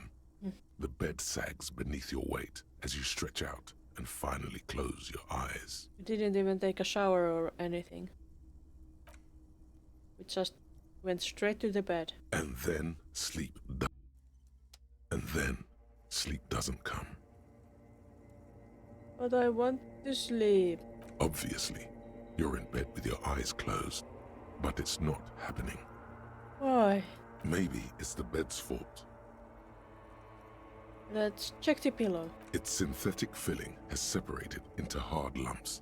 The pillowcase smells oddly. We should throw it away. Let's check the blanket. It barely covers your toes, stretching over your soft belly. This is your body here, intimate and warm, breathing. How can I sleep with my body? Under your thrumming eyelids, you see a dizzying array of colors. You won't get off this carousel quite so easily. Let's roll over to the other side. It's a little better. Colors, scenes, and half-formed phrases still litter your mind. Part of you is still trying to solve the case, isn't it? Who killed him? Who? Something to do with... What was it that the lieutenant said? Union? And it's gone again. Your thoughts lost between the slowing brain waves. No more thoughts. Fall asleep now. Your breathing steadies. A great silence washes over you until your eyelids twitch in your sleep and images start forming. I start hallucinating. Or well, dreaming, hopefully. Hopefully not nightmares. This cop needs to sleep well. This looks like a nightmare. I don't even... I'm walking with my bottle back. Not the body. Am I going to talk to the body then? Can't go there. I guess I'll have to talk to the body. It's my body.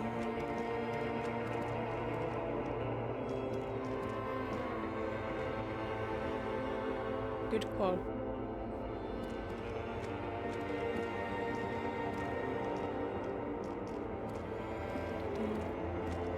It's disco here.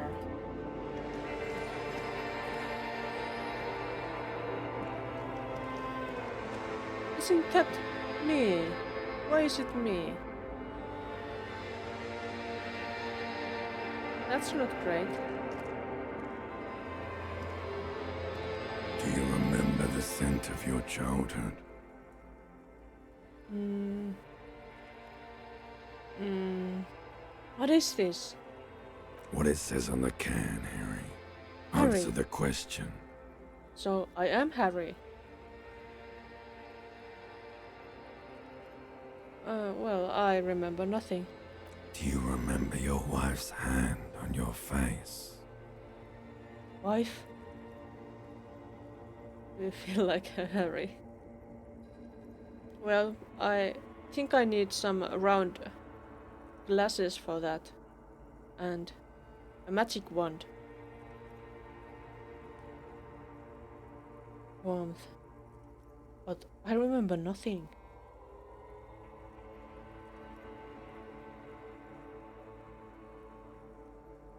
You said who? Do you remember the warmth of her thighs, between her legs and in her mouth? No, I don't remember.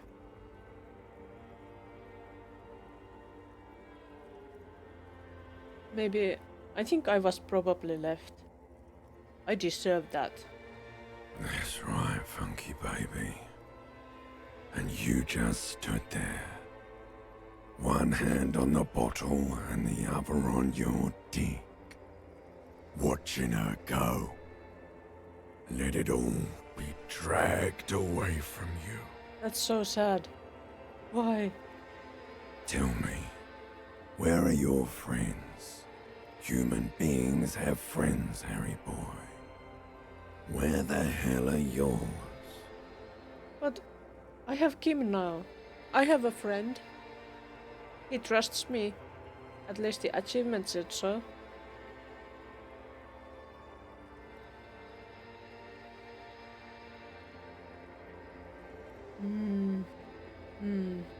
I don't want to come back. They were only cramping your descent into the abyss. Now they're gone. 3 times gone and never coming back. All of it. You failed.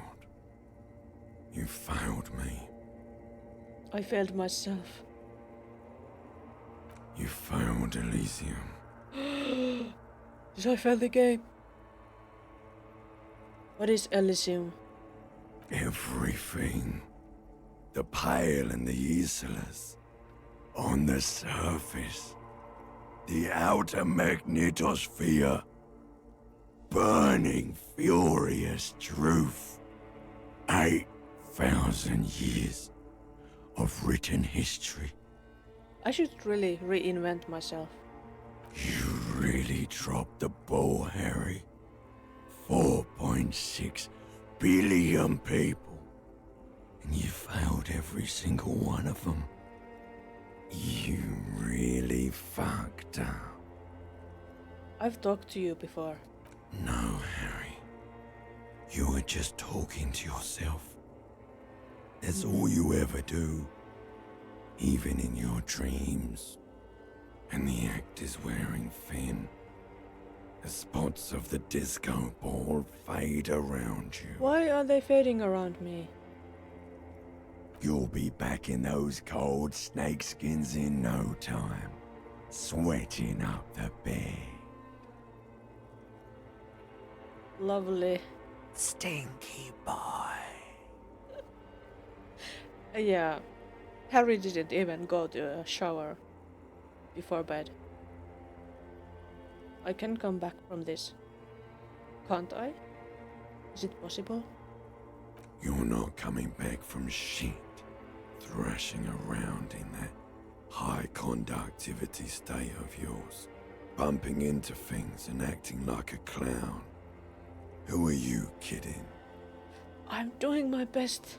I'm trying to solve this case. And I didn't even drink anything today. You're trying to what? I can't hear you. This is just a word dream now. Jumbled up garbage. The pictures are gone. The bed rises to meet you.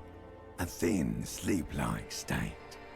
More glass than velvet, grinding in your head. That's why you feel like this. You are in withdrawal, officer.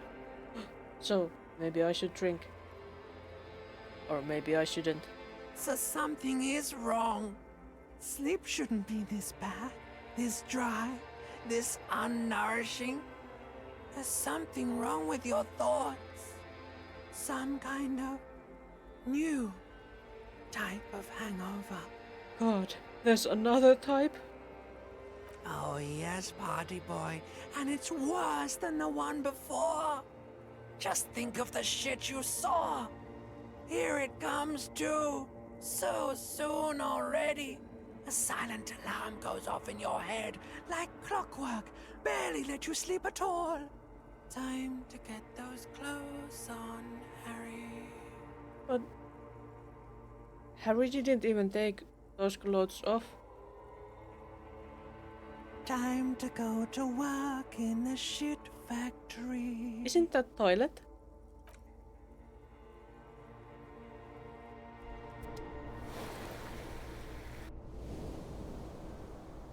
Sleep healed me. Even though I had nightmares. Time to get up. There's a thought. Good going, buddy.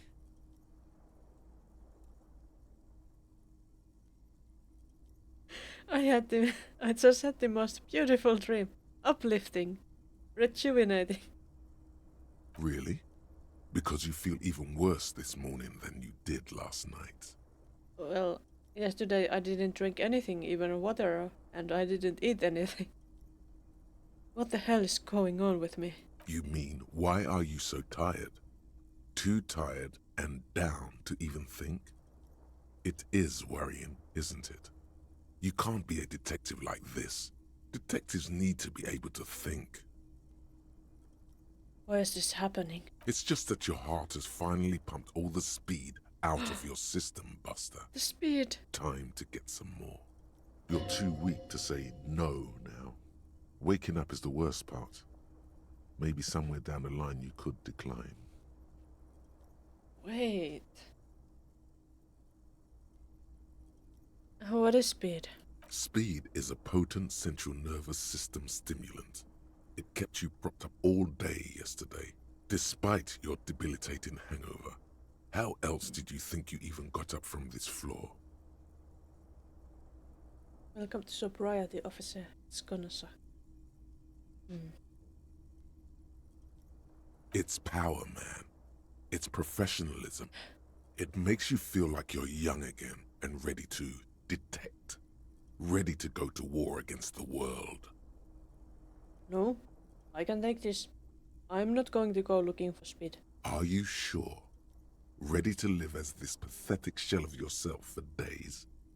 Basically, a week. Let's be honest, 2 weeks. Maybe 3. You won't make it. Half the town will be dead by then. You will be fired. It is a horrible future, but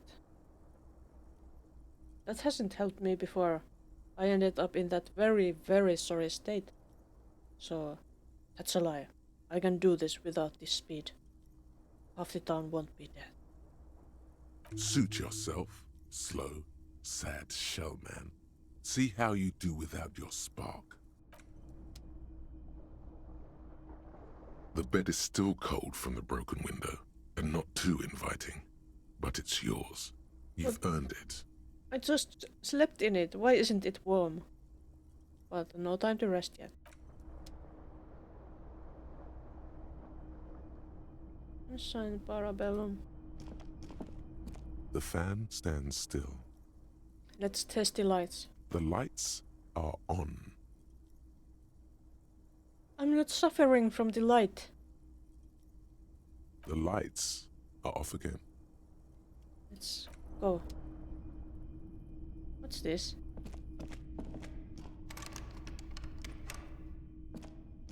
A mirror hangs on the bathroom wall.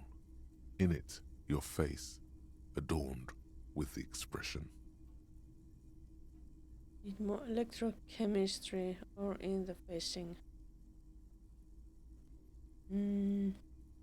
Let's let it be.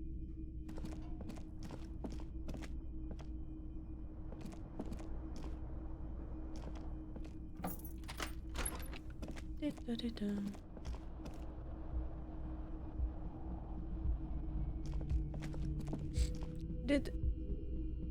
Where did Kim go? The door is closed. Let's not bother them. Huh? Huh? This looks different. Let's open now. And Kim has something to say. He's talking. Good morning. Morning. He gives you a quick nod. It's my friend. They lied to me. I have a friend. Looks like we can get to work at once. The Union muscle turned up. They look rowdy. We should talk to them. What do you mean, rowdy? I mean ungovernable. Martinez isn't exactly enthusiastic about the RCM being here. They prefer to be policed by the Union. These men here, men who drink beer for breakfast, there's talk of an armed wing of the Union called the Hardy Boys, who are responsible for state policing. I think it's them. These the men God told us about yesterday. I completely forgot. Sorry, I had a rough night's sleep. It's them by the looks of it. Loud and nasty, just like the manager said. Did Kim also have some nightmares? One loose thread less to worry about, and one big problem to replace it.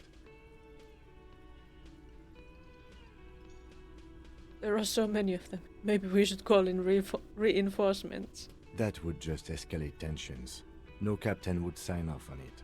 Solving one murder isn't worth a conflict between the RCM and the Debarders Union. In fact, even the death of 2 detectives might not warrant an all-out war. So let's keep a cool head, okay? Why do we need to talk to them? Everything points to the Dockworkers Union. The belt used for hanging him, the circumstances in Martinez, my preliminary information. Hello, Cherry. How are you today? Which may, of course, all be wrong. But we still need to talk to them, and it won't be easy. Let's roll. One more thing before we do. We don't have to talk to them immediately. We can walk right past them, continue with our business. I'm good. What about you? I'm good too. It's been a nice morning. Even though I died in this game. But I got better. Good. A power move. Purposefully concentrate on something else first. But aren't you curious to know what they have to say about the murder? I'm curious, but They're in no hurry to leave. They think they own the place. Anyway, I leave that choice to you. Whatever you decide is fine by me. that's some deep voice in the game. Yes, it is a very nice deep voice.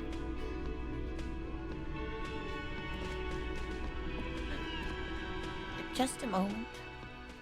The old man turns back to the cafeteria manager. I haven't pawned her pin. And there's no public phones nearby? The closest phone booth is down the coast. Sorry for the inconvenience, ma'am. The cafeteria manager appears genuinely apologetic. It's fine, I understand. Thank you anyway. I'm glad to see you again, dear. What's wrong with this very nice lady who helped us? The lady is distressed. Perhaps something more upbeat might cheer her up. Yes, sorry. Good day, madam. Everything alright? Please don't trouble yourself about me, sweetie. I was just hoping to make a call, but the Whirling's phone line isn't working. But why isn't it working? The Union office probably has a phone, but I can't really get there. Or to the phone booth down the coast. And Gary's phone is dead too. Maybe we could use Kim's phone. On his Kinema. Wait, what's wrong with the phone line? The manager was vague about it. Why did you need to use the phone anyway? To let the young woman who's house-sitting for us know that we may be delayed. Morel, my husband, and our friend Gary were supposed to get back by Monday night, but they're still missing, and I haven't heard from them. I was also hoping she'd heard from Morel. A little missing persons puzzle might just be the thing to take your mind off the hangover. Of the hangover. Okay, I'll bite. Has your husband gone missing before? That's just it. This isn't like him at all. He always plans his expeditions so carefully. But you have more important things to worry about. He glances out the window toward the bay. But she's the kindest person, so we should help her, of course. More important than a missing expedition? I don't know. Expeditions often lead to something interesting. It's true. What is this expedition your husband was on? Just some field work, sweetie. Morel is a highly trained scientist. He and his assistant Gary are studying an extremely rare species of insect. But they should have returned by now. They were just going down the coast across the waterlock to set a few traps. He said they'd be back on Monday. What could be keeping them? Wait, who is this Gary person? Do you trust him? Oh, sweetie, it's nothing like that. She smiles. Gary's as loyal as they come. I trust him with my husband's life any day. But not your own?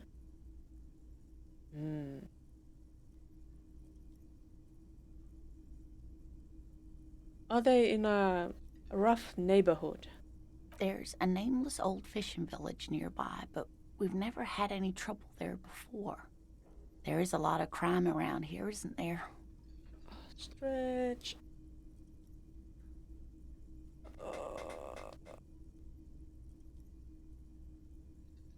I should stand up a little bit, too.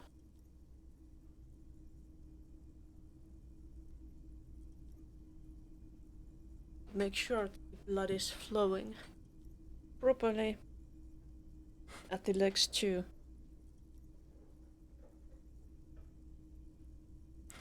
Blood circulation is important, like sleep and nutrition and everything healthy. I can't say it's the best part of town, but I wouldn't worry too much about a pair of grown men traveling together. Although maybe if they are old. Lena is pretty old. The lieutenant doesn't want to agitate the woman. Speaking of nutrition, it's time to get something to eat. I already had my lunch, but I hope you have something nice for yourself. Do it. Find her husband. This will surely lead to a cryptozoological mystery with that extremely rare insect. So it's breakfast time for you. What do you usually have for breakfast? Tortilla de papas. What is that like? Some fringe science is exactly what's needed right now. Spice up that vanilla murder investigation. It'll be easier to Google it. Well, usually it is, but I'm not going to Google anything in the middle of stream. Unless it's absolutely necessary. This sounds like police business. I'll help you find your husband. Are you sure we have time to go chasing after bug hunters just now? I did suggest we play it cool, but...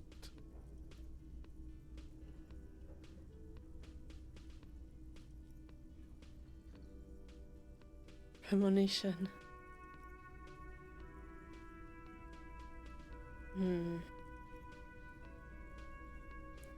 Potato omelette.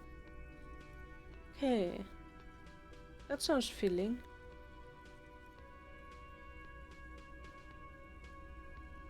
And I guess if you spice it up properly, nicely, it can be very tasty. I can imagine, but I haven't had anything like that. I think. I've already given my word. I'm unbound to uphold it. If you say so. Sorry, Kim. Oh, thank you, officers. Truly, I'll be right here if you come across any sign of Morel. About your pin. I hope you were able to pawn that old trinket. I decided not to pawn it. You should have it back. Oh, thank you, dear. I confess I am glad to see it again.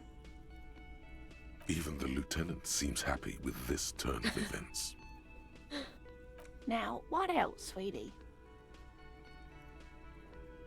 So your husband is some kind of scientist? Likes bugs? Oh, yes. A zoologist. A cryptozoologist, to be more precise. What is cryptozoology? It's a pseudoscience that attempts to legitimize research into mythological beasts and urban legends. The lieutenant sounds unimpressed. That's one opinion, yes. And people are entitled to their opinions. My apologies, ma'am. I did not mean to undermine your hobby. It's not a hobby, dear. It's a subfield of zoology, one specializing in animal species that are so exceedingly rare that many assume them to be extinct or even fictitious. Searching for such species called cryptids is difficult and often thankless, and frankly, many scientists are too lazy to do it. Universities these days are rarely interested in supporting real research. The quality of research at Revacholian universities has been on the decline, but you doubt there was ever a time when cryptozoology was embraced by the academic elite. She's completely internalized her husband's struggles. They are her own. Maybe you could convince her to tell you about some cool cryptids. Can we? Sometimes the most charming thing you can do is be reasonable in your requests. Could you tell me about one? Just one interesting cryptid. I suppose you could use a break and I could use a distraction. No time to think about hangovers with this information coming in. One cryptid, like you said. One. This can't turn into some kind of cryptid extravaganza. We have things to do. I kind of like. But okay, Kim, you are the voice of reason. Just one little cryptid. Promise. He nods and assumes a waiting posture. Ooh, tough choice there. It's cryptids time. Yeah.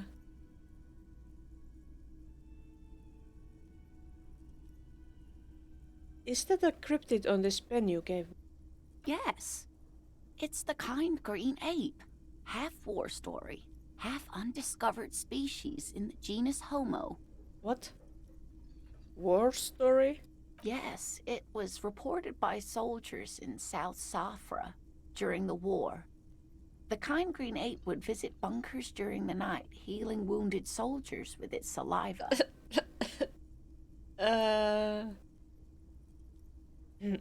Wow, with its saliva.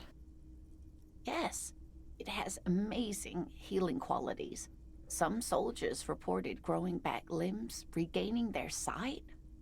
So this creature came and licked them? And there was something about an undiscovered subspecies of a man? Indeed, there is. It's our closest relative among the cryptids. Same taxonomic family, different genus. Which is to say, the kind green ape is a species with which we share a common ancestor, and that evolved parallel to our own. Just like your partners. Oh, wait, what? Not human. I'm pretty sure Kim is the same species as us. To suggest otherwise is stupid. The lieutenant looks at you, pleasantly surprised. I will always protect you, Kim. Oh, No, I didn't mean to imply that Saolites are inferior to us in many ways. You are superior. For example, your earwax doesn't have a foul odor like ours does. A tremendous evolutionary advantage, I'm sure. But perhaps we've had enough speculative biology for today? No, we haven't. Just a little what? Cryptid. What's the most dangerous cryptid? Hey, you promised you'd only ask about one cryptid. But Kim, don't you want to hear about another cryptid too? The lieutenant pauses, thoughtfully. Ah, fuck it. Let's have more cryptids. Well, the most dangerous cryptid is thought to have been the gnome of Jeroma. Gnome? None of its victims survived. Grieving relatives never even found their bodies because the gnome's venom dissolved organic tissue almost entirely. What did this cryptid look like? It was reportedly a small creature with webbed fingers and a protruding forehead and a gangly little thing. Quite scary to look at. A couple of campers found it when it was already dying. They heard an odd wailing in the woods and followed the sound. They were scared and wrapped it in tarpaulin to suffocate it. It still took the gnome of Jeroma an entire day to die. That's worrisome. If the body of the creature was found, why aren't there detailed illustrations of it in science textbooks, confirming the existence of this very little species? Because it was actually a human? Or something else? Alas, the first scientist who got his hands on the creature's corpse put it in a jar of formaldehyde, thinking that would detoxify the gnome's venom. Instead, all the venom leaked out of the creature's teeth and into the surrounding liquid, dissolving the creature itself. A poetic end, perhaps, but a real loss for science. This is mostly to herself. But if you knew there were that kind of toxin in the teeth, why wouldn't you take them out first? Alas, always alas, and then it was gone. Isn't that overly convenient? Seems very convenient that it just disappeared and nothing like it was seen again. I understand your skepticism, but that's what happens with things that are rare and stand out. Their disappearance is most memorable, and they are least likely to be found again.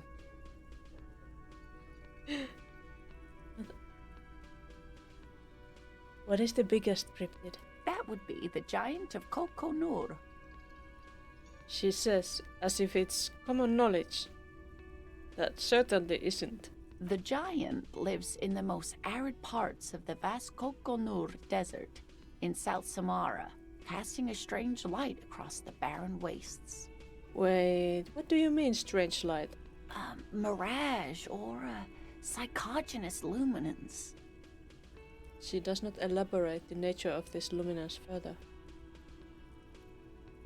And just how big is it? No one knows for sure. It is like an awful mountain appearing from below the horizon and expanding to cover almost a third of your field of vision. That sounds just like a hallucination, doesn't it? Or a... what are those called?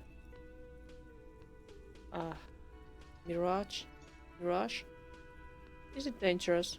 The towering luminosity of Kokonur is a bad omen in local folklore.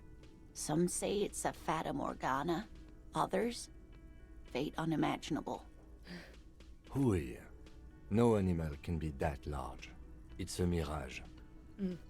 That's what makes it so peculiar. A species surviving at the very limits of scientific law. The giant of Kokonur must be the largest animal the planet can support.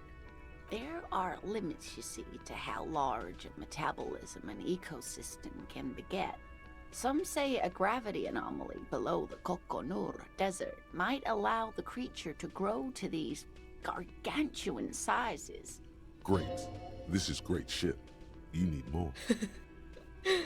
Gravity anomaly. Digging it. Digging this parascientific stuff right here. Indeed.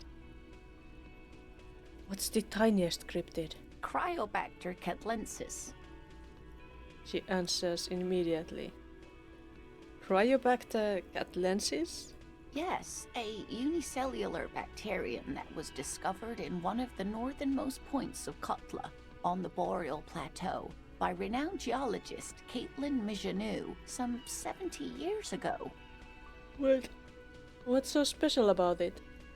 Bacterial colony Mijanou found had remained alive while frozen in ice for longer than anyone could reliably estimate. Certainly from before recorded history. Mijanou disappeared shortly after injecting herself with the bacteria she had brought back to study, no doubt in hopes of prolonging her own life. Wait, she injected herself with it? Yes, the bacteria had survived in the ice since times immemorial. It is not hard to see where she could have gotten the idea. Yeah, really awesome idea. Inject some unknown bacteria into yourself. Not not dangerous at all. Yeah. It's actually a little hard to see, but do go on.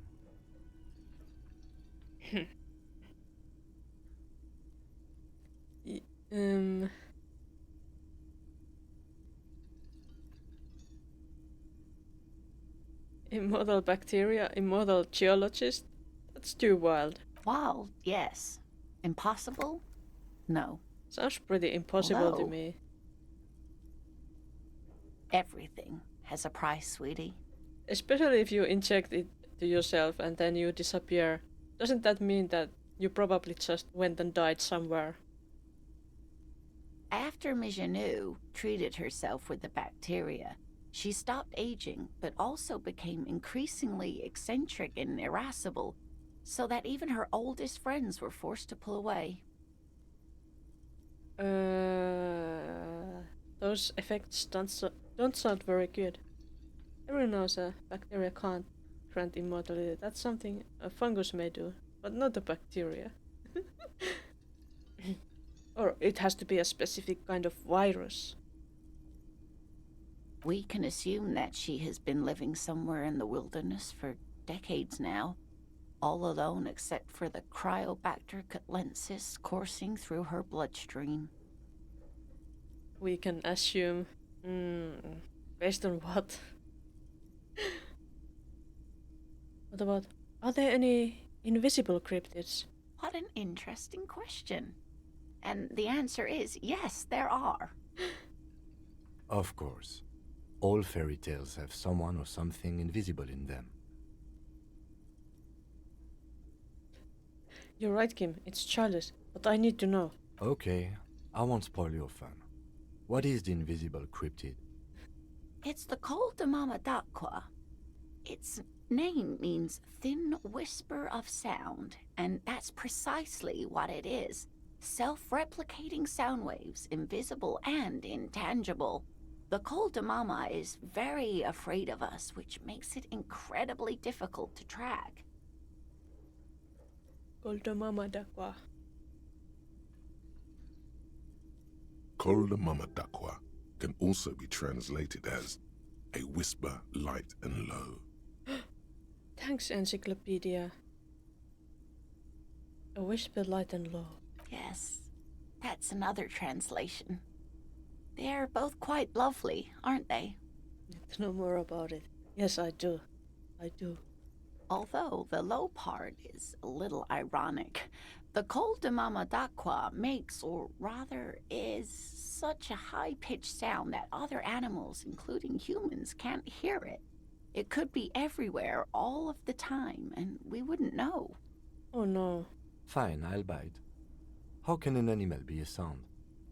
Many scientists have asked the same question. Some have claimed that it isn't itself a sound, but a tiny corpuscle, that emits sound waves, but there's no evidence to support this theory.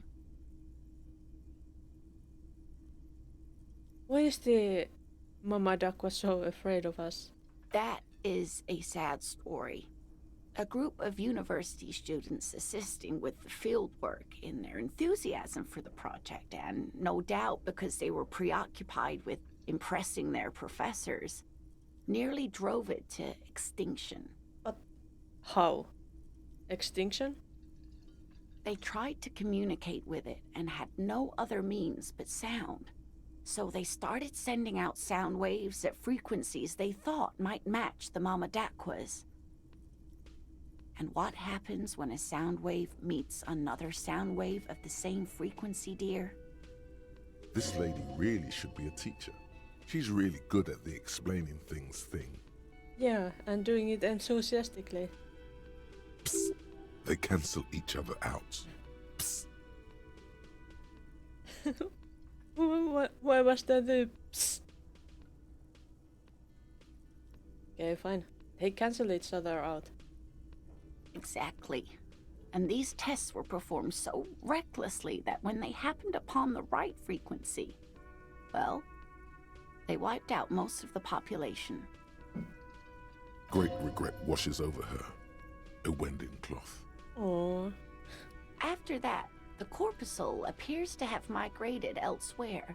There have been recordings of anomalies similar to those spotted in Ea, but they've been few and far between. It's impossible to confirm the presence of any stable Mamadakwa population anywhere. Of course, a common thread in these. Disappearance and unfalsifiability. I like the story, though, ma'am. It's a lovely story. I'm glad you did, dear. He seems genuinely glad. What evidence is there of this animal being a song? Plenty.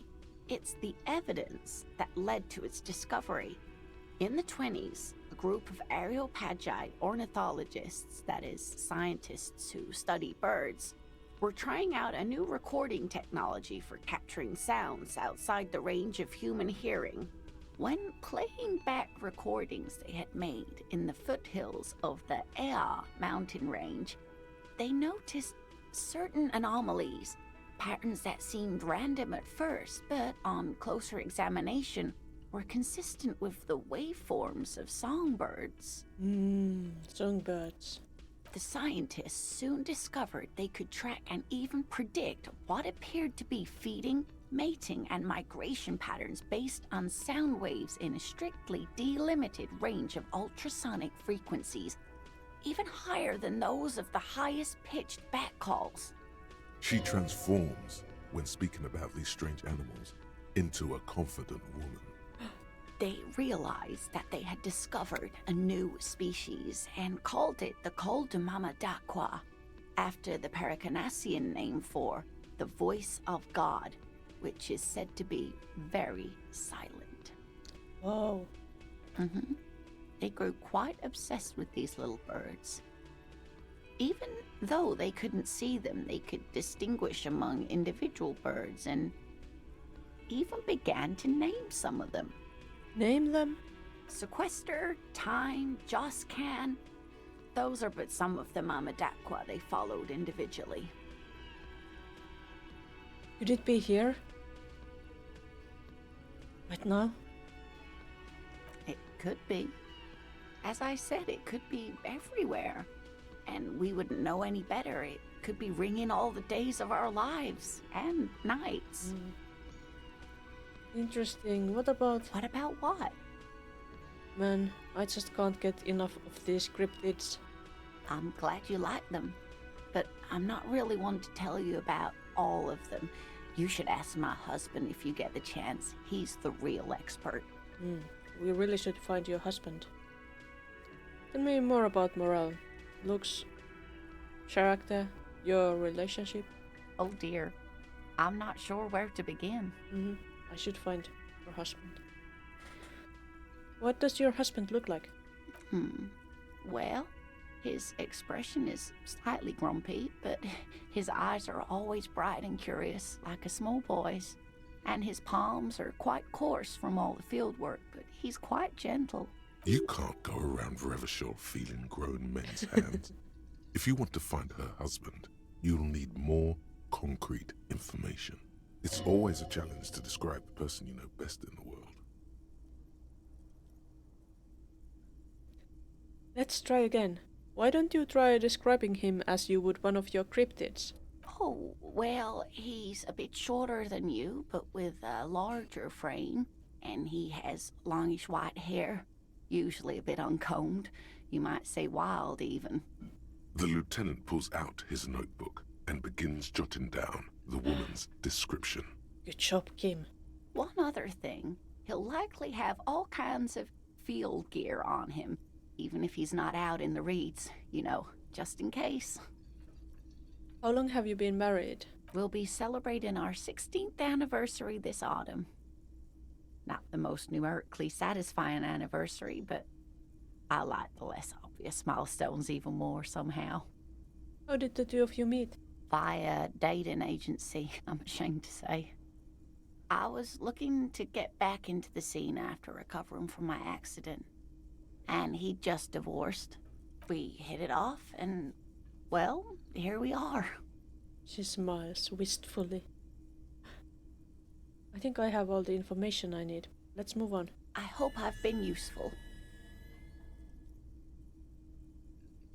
Tell me more about this rare insect your husband is looking for.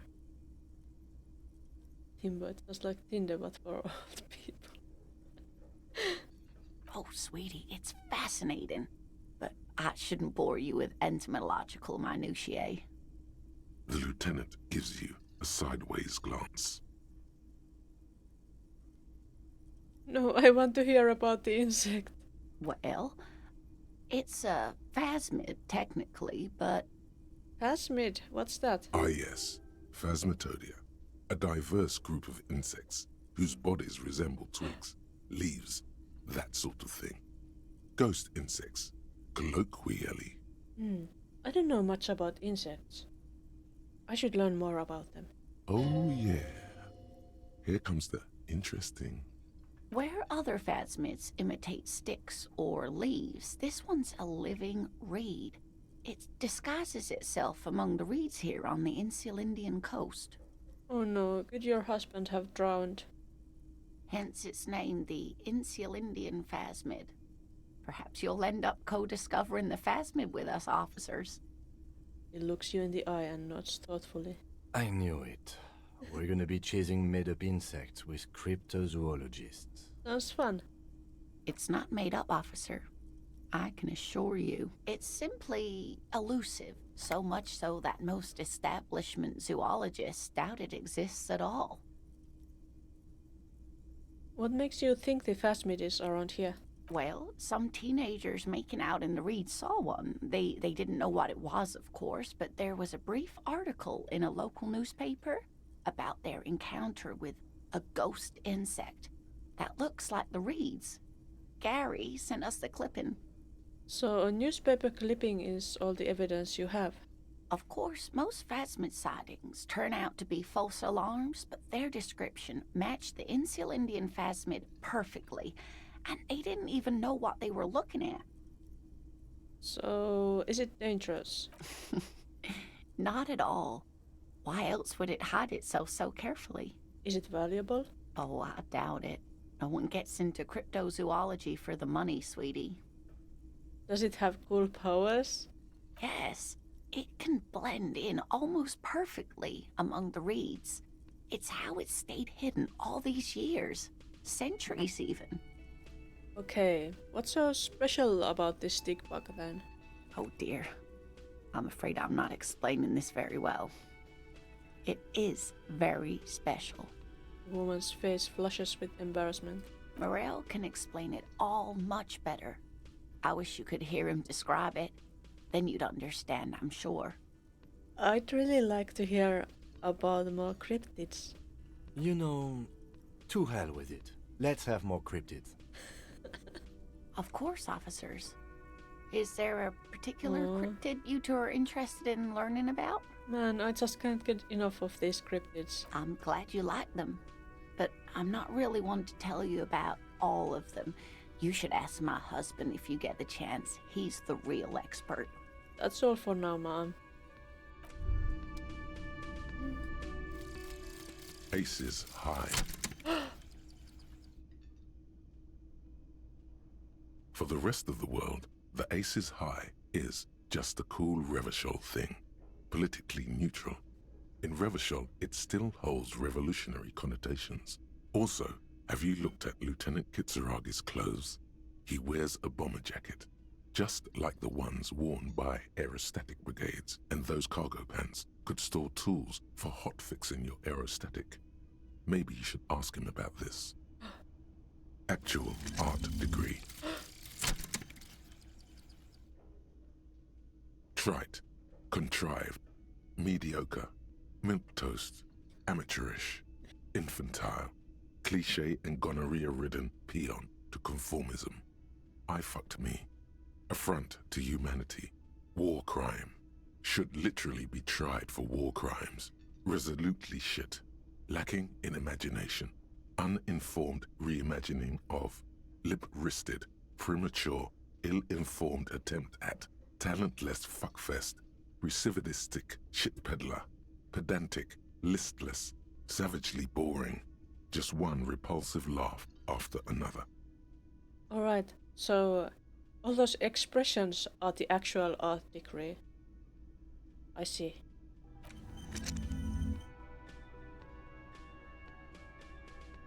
-1 hand-eye coordination. Handshake from anger, how she did alles. Conceptualization, passive heal plus 1 morale and give 10 XP. That's not very useful, but that's how it is. And empathy towards Kim. A spirit to corpse. Words of the RCM. Anyone wants to know what happened tomorrow? He set off southwest across the canal. Start by going there.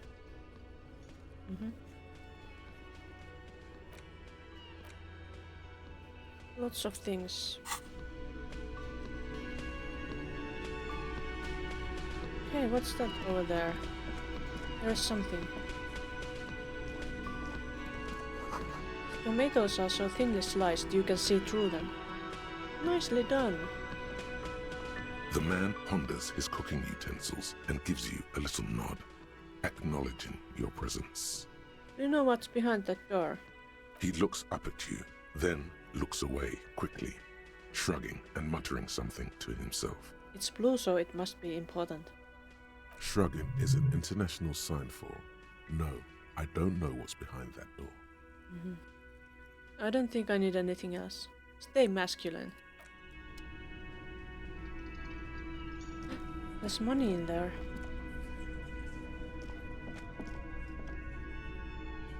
What's this? Let me handle this. The woman says to the crowd in the mess hall before turning to you. Detective disorientated. Are you still wondering where you are? This is Martinez, in case you've forgotten. I advise you not to overstay your welcome. She's the one who was outside and gave us the gloves. Her entire character has shifted. This young woman is cold as ice.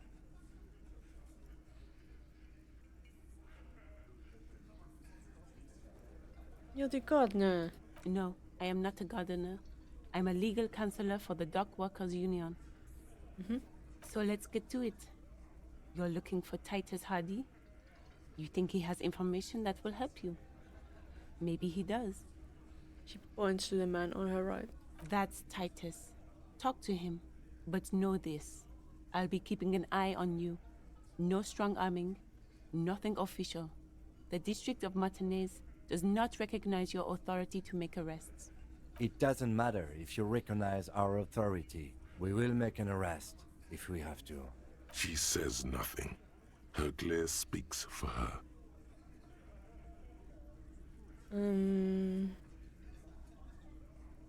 What if I want to talk to you, not Titus? What you want is of no significance, officer. Don't test your authority. In Martinez, you are no one. Why are you so aggressive? Aggressive? You make your living enforcing violence. These people are just dock workers. So you were spying on us, and now you represent murder suspects. Just dock workers. Listen, you moral intern lackeys. You're a mob, enforcing the unlawful privatization of Revachol. 20 fat men in the Occident are stealing it all, and you're their bodyguards. Fuck yeah. Tall, broad-shouldered man takes a sip of his beer. So ask what you came to ask, or get back to your commanders.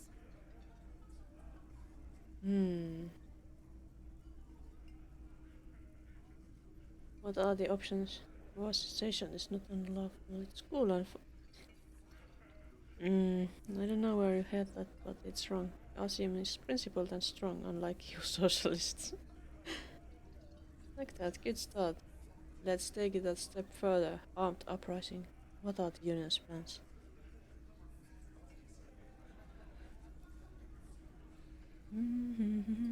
Any opinions? No, which one would be the most fitting here? But not that one.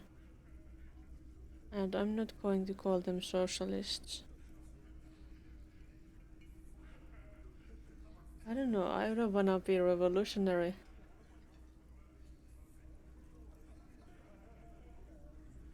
And yeah, let's do that. Let's ask those questions. Let's.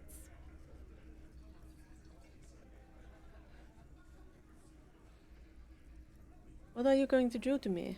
The lieutenant is not satisfied with the approach. Oh, but I want to ask all the possible questions there. What are we going to do to you? You should not have asked that. Yeah, looks like it. But I'll have to live with it, unless I die. The Union isn't going to do anything to you. It is not a crime syndicate. It is a labor organization. Goddamn right it is.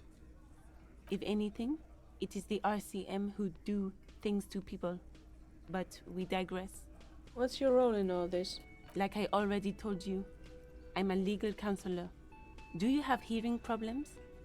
Right, I should talk to Titus then. What's that? Do we want to speak to them right away? Maybe we should. It's a ball. There's spit in it. Reeking of tobacco. Ew. That's a spit cup. We should save. Before we muck things up more. You see Houghton bushes outside. What's this? Photos of men in overalls toting guns and Union placards. No violence, you say? And they have guns. Behind the dockworkers, a ceiling height window. The hawthorn branches scrape the glass like bony fingers. Let's squint. There's a little slide panel up there to let some air in. No need to open it in spring. It's still too cold outside. Mysterious door scene. It's not time yet. We should do this still. Nothing. Just black tangles like the hair of an old woman. Motionless. The wind in the yard doesn't reach the hawthorn, nor does the light come in from this window. Okay, let's revert our gaze. And talk to this difficult person. This is where you say your bed. Broad-shouldered man points at you with a beer can. Detective. Lieutenant acknowledges you with a sharp nod. He's leaving it to you. Don't say anything yet. Hey, Hey, dipshit. You hard of hearing or something? The boss man's talking to you. Do not let their squeals disturb your serenity. These are but simple peasants, sire. You're just simple peasants.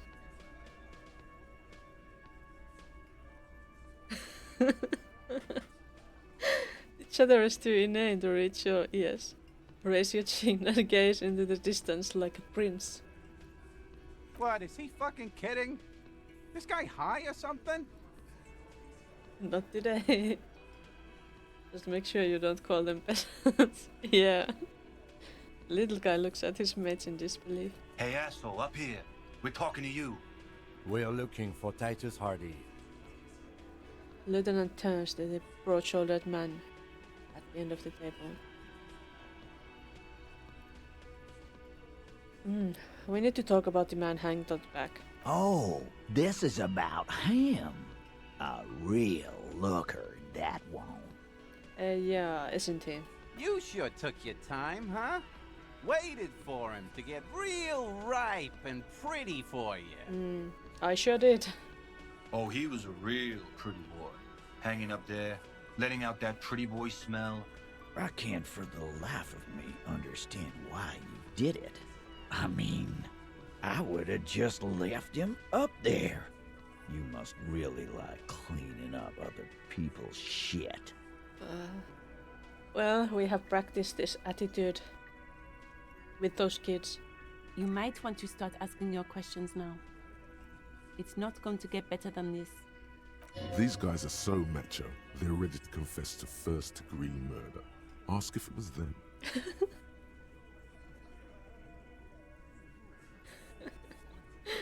I should do that. The man hanged in the backyard. Did you do it? The pretty boy. You guys really love talking about that pretty boy. Yeah, it's us who have been talking really much about that. Funny. But my partner and I have a serious matter to discuss with you.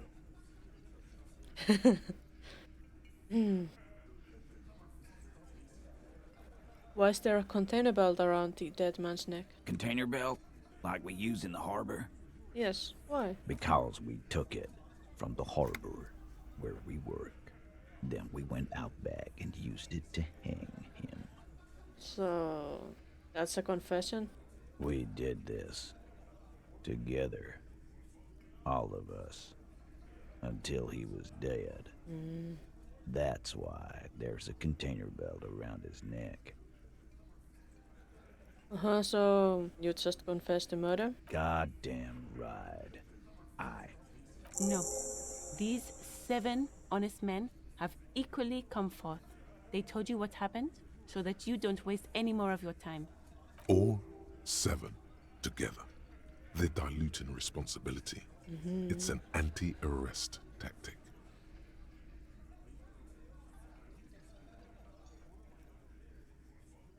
Well, why did you kill him? Why? 'Cause he was worthless mercenary scum. And he stepped out alive in my town. So he was a mercenary, that's it? And he stepped out of line. He repeats, jaw clamped shut like a vice. What kind of mercenary? The kind that shows up when you start a strike. The experienced kind, too. Had Kohoy and Semenine written all over him. Ex-Oranese Special Forces. A live grenade. Right here in our bar. This one has a special gripe with him coming here. I can't prove it, but I know he was sent by the Wild Pines. They hire merc shit like that. Story of every strike from here to Samara. Hold on, how do you even know he was in Special Forces? 'Cause one night, he walked straight up to the mic and said, I'm RNE's goddamn Special Forces, and I'm gonna fuck you all! Really? Yeah, really. Had a gin and tonic up there, sang some RNE's paratrooper song, and said he's gonna fuck everyone.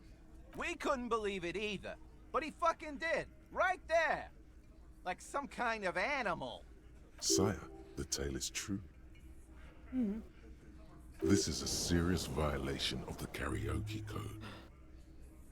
A serious violation of the karaoke code.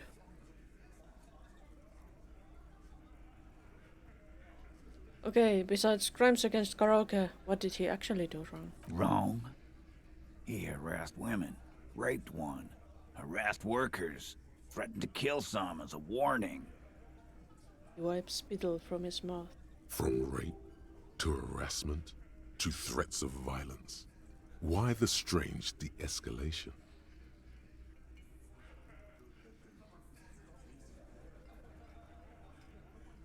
Wait, he raped a woman? That's what they are telling me. And my senses are not saying that it's not incorrect.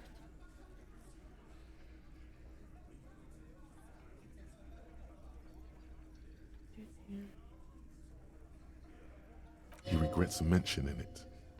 Hopes you didn't notice. Huh. Who did he rape? To kill us all, if we don't open the gates, if we don't let the scabs in, if we don't bend over. And that was before he started coming here. Why would he regret mentioning it? Well, obviously because I want to ask about it. Yeah, he said it was his favorite joint now. Started to come in here every night.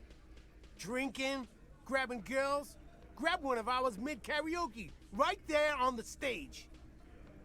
But why would he care about a judge? He's convinced that he's not going to get arrested or anything because he's a union people.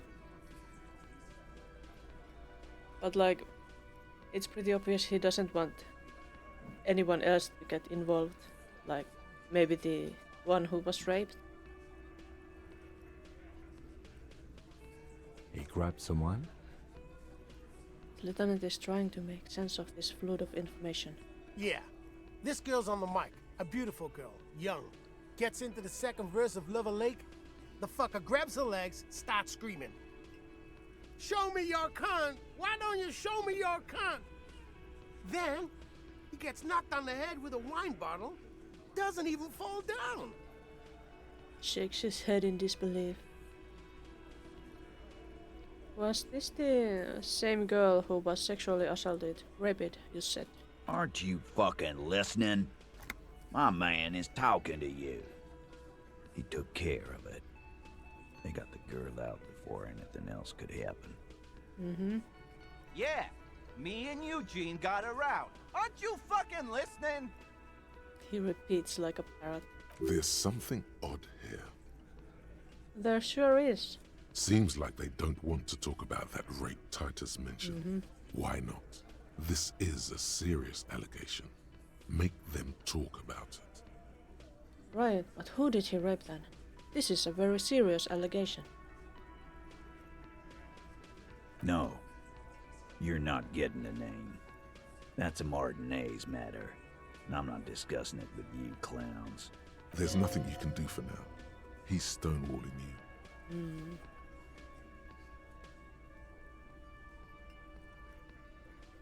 So, who got the... no. How did you kill him? We hanged him up by his neck until he got real still. Wasn't that obvious, copper? Didn't they teach you anything at the cop school, idiot? This is where an autopsy would come in handy. You have to work with what you know. We need more. Did you muffle him? We haven't heard any reports of screams. Titus, you don't have to clarify anything. We overpowered him, dragged his unconscious body to the tree, put a noose around his neck, and hanged him till he was dead and steady. Then we left him for seagulls, maggots, and you fucks. Make them a bit more uncomfortable first, then see if it all adds up.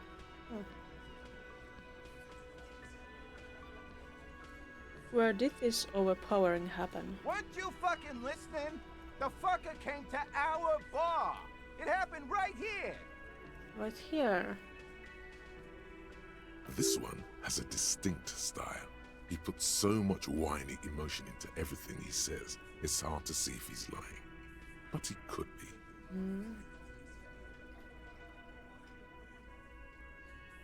Wasn't he a trained killer from Orange's special forces? If yes, then how did you manage to overpower him? With numbers, asshole. How do you think? You're right, Lizzie. I've done enough explaining here. This is a red check.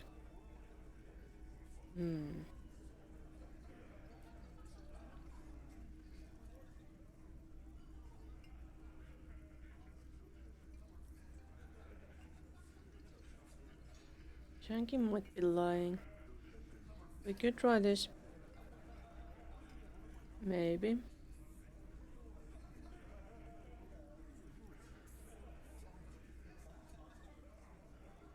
What should we?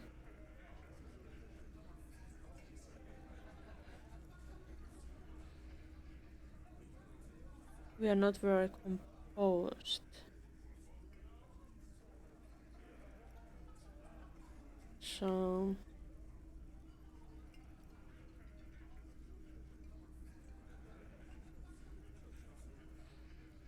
Right, I have other questions about the lynching. Like what, Copper? Who called the shots that night? Are you deaf? There will be no singling anyone out. You can't arrest a Hardy Boy without arresting all Hardy Boys. Do you think you could do that? Do you think you could arrest them all? Shadow of a smirk passes her lips as she tilts her head. A trick question. Don't let her lead the conversation.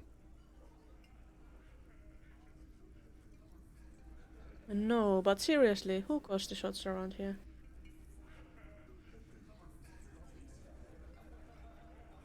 On motorics. Can we check?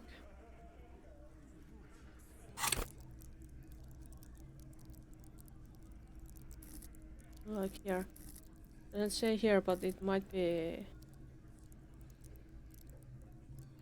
if there's something related to that. I don't know. I haven't used this many times before yet, so... hard to say.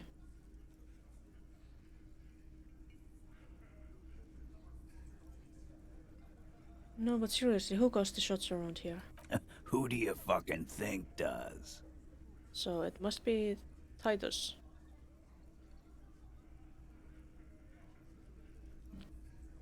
Most streamers don't use the companion up. I wonder why not, because it was like super easy to set up.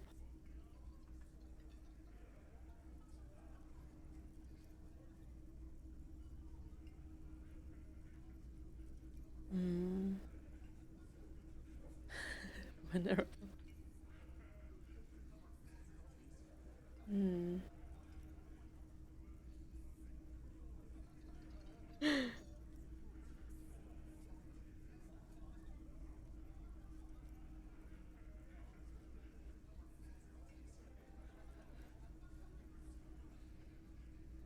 Yeah, I'm giving you an option to give an opinion about this.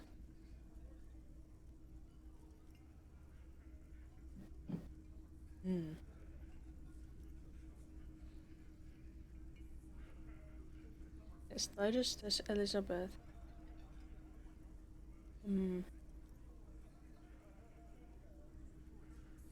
Well, I think Titus thinks he is giving these shots, but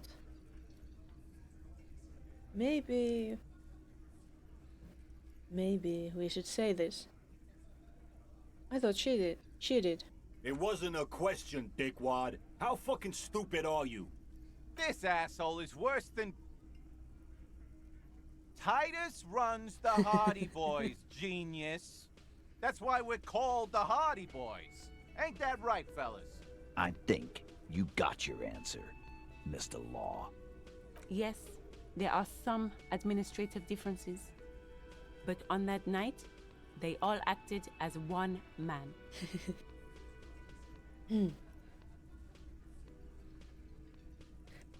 So, when did this hanging incident occur? You don't have to keep answering his questions.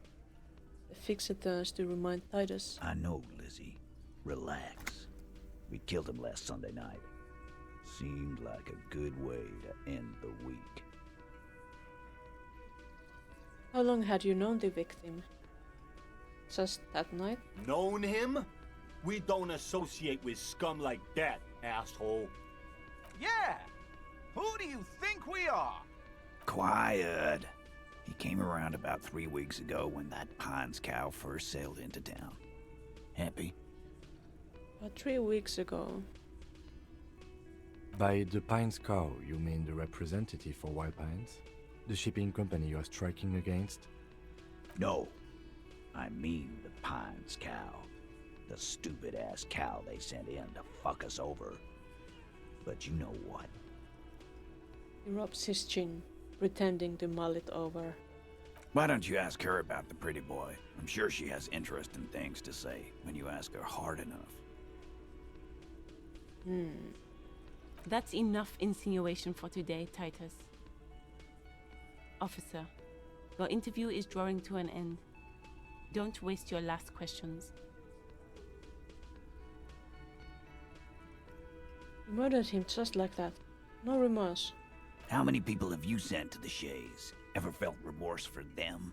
Chaise électrique is the method of capital punishment in Revachol under the Coalition. During the suzerain's reign, it used to be the firing squad. Or send them to Reunion to rot. For 20 years.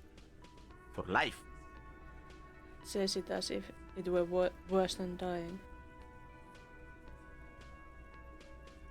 And Reunion, what's that? The River Esperance Correctional Facility, a military prison run by the Coalition, dubbed Reunion by the inmates. The origin of the name is unknown.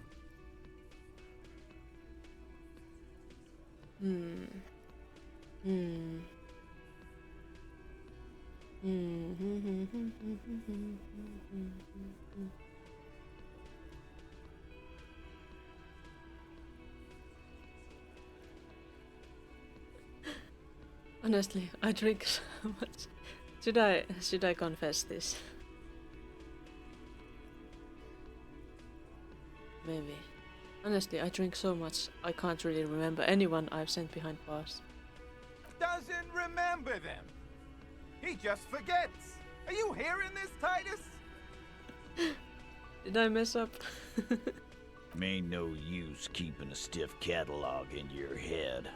That's for sure. Wipes his mouth with the back of his hand.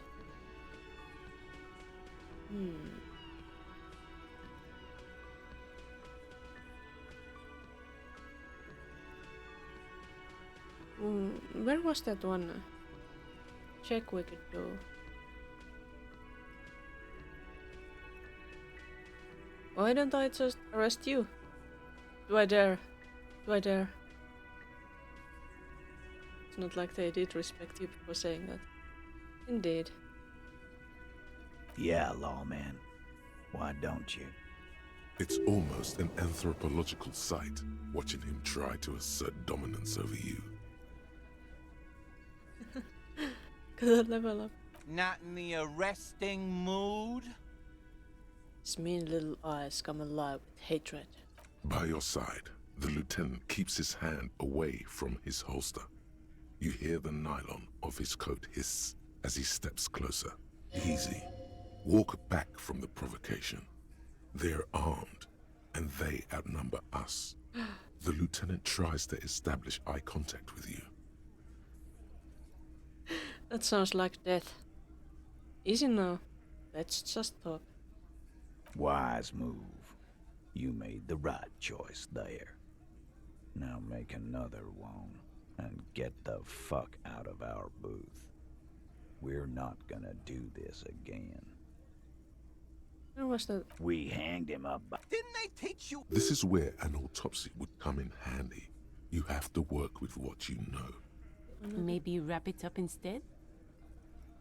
We hanged. Didn't they teach? This is where an autopsy would come in. Titus, We overpowered. Then we left. Make them a bit more uncomfortable first, then see if it all adds up. I want to try this. Actually, they're admirably, surprisingly composed. The entire room. Given how many questions you've lobbed their way. All of them. Maybe one of them is fighting, cracking under the pressure. Logic is telling you to go check the body. Yeah. Well, this one. What if they Look, don't talk he's to me always anymore after fidgeting, this? So don't get your hopes up. Shanky. Right, I have other questions. Like what, Copper? So, what are we going to do now? Nothing. Your investigation here is done. Leave Martinez, go back to your stations where you belong. You wish. I think we're going to stick around, thanks. Some things don't add up here, Titus. The lieutenant closes his notebook. I've done this job for long enough to know that people don't just confess to first-degree murder. Even if it is a group responsibility. We're going to look into this. Good luck with that. You've heard everything a rent-a-cop is gonna hear from us. Real law officials. You're lucky you didn't get a beating. Yeah, that's what real law officials should be doing. Beating up people. Rent-a-cop. So that's what this is about. He doesn't see you as his equals.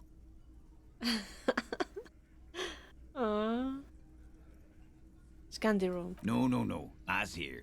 You got business with my boys. You got business with me. He understood what you were doing. Taking inventory of them. Now watch the other guys fuck it up by falling out of line. Yeah! You fuck with the Hardy boys, you fuck with Titus Hardy! Shows Sigroni, rat-faced man, 2 teeth missing in the front. Yes. Falling out of line to please him. This is the best kind. And now this guy is going to... Stretch! Now this guy is going to stretch. Like I am. Oh my, it's been already 3 hours. Do I still have time to check up the body? I might. Maybe I should still check the body. After this, unless I die or something. Relax, Dennis. No one is fucking you yet.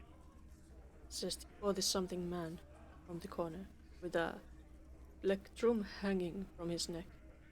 Use it to take a dig at his friend. Floodgates open. Yeah, Dennis, calm down.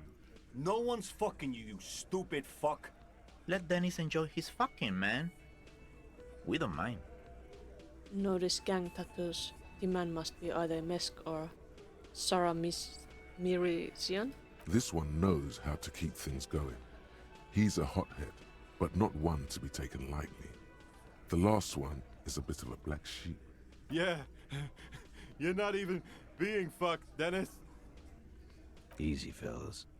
We got company. Let's see what brings the cop around. Too late to stop you. You've already got them all, including the old bearded man who's smart enough to smoke instead of talking. The old bearded man? As you can see, he doesn't speak a lot, and you almost missed him among the others. So he's the boss. Yeah!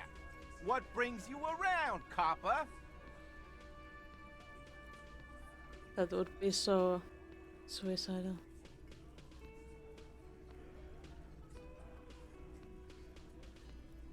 Do I want to talk about the hanging man again? No.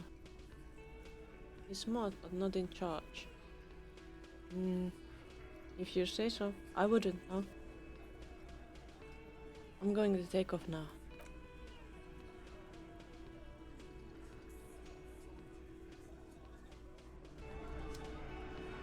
We got something here. Prove your authority. Have to gain authority.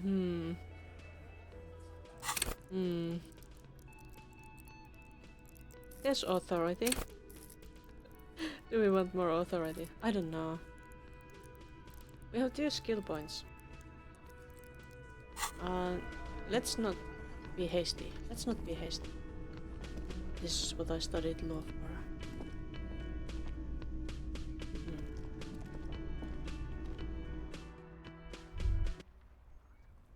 I'll try not being hasty. Was that? Could it be the Koldamama Dakwa? No, it's probably just your imagination ringing in your ear. Is it? Is there a ringing? There seems to be an extremely high-pitched ring. Ultrasonic. Lena said it was very high-pitched, right? It's like something tickles your ear. My ear is tickling. Lena also said that it couldn't be heard by any other animal, including humans. What you're hearing must just be a regular bird. Let's listen closely first. There it is again. You're about to rediscover a long-lost species. Let's keep listening. It must be very close. Maybe, just maybe, it will come toward you. Wait, Kim. Do you hear a high-pitched noise? No, I don't hear the Koldomama Dakwa, and neither do you. No. Of course he doesn't. He's deaf.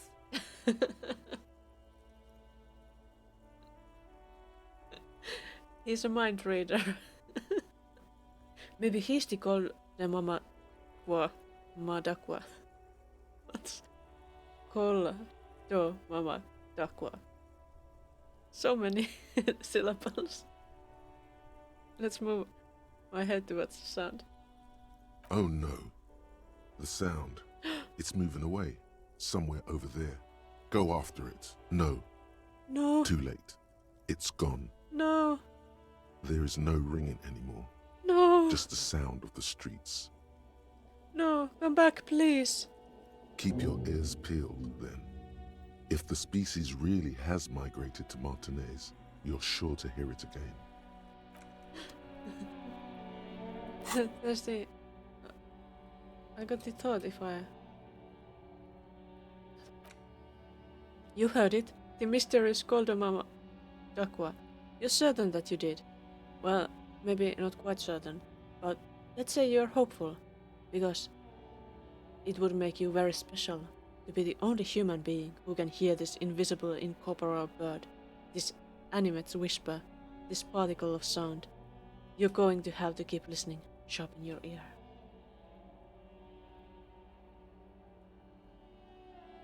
No, did you know how you didn't spend that point before?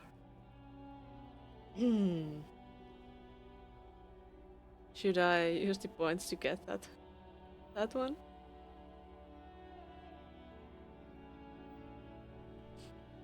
I would need a new thought slot for this. Should I get it? I think you should. I kind of feel like I should because that is very artistic. And I like birds. Let's get it. And let's internalize this. This must be important.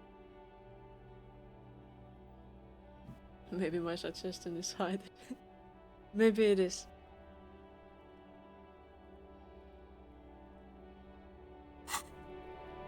We want that bird.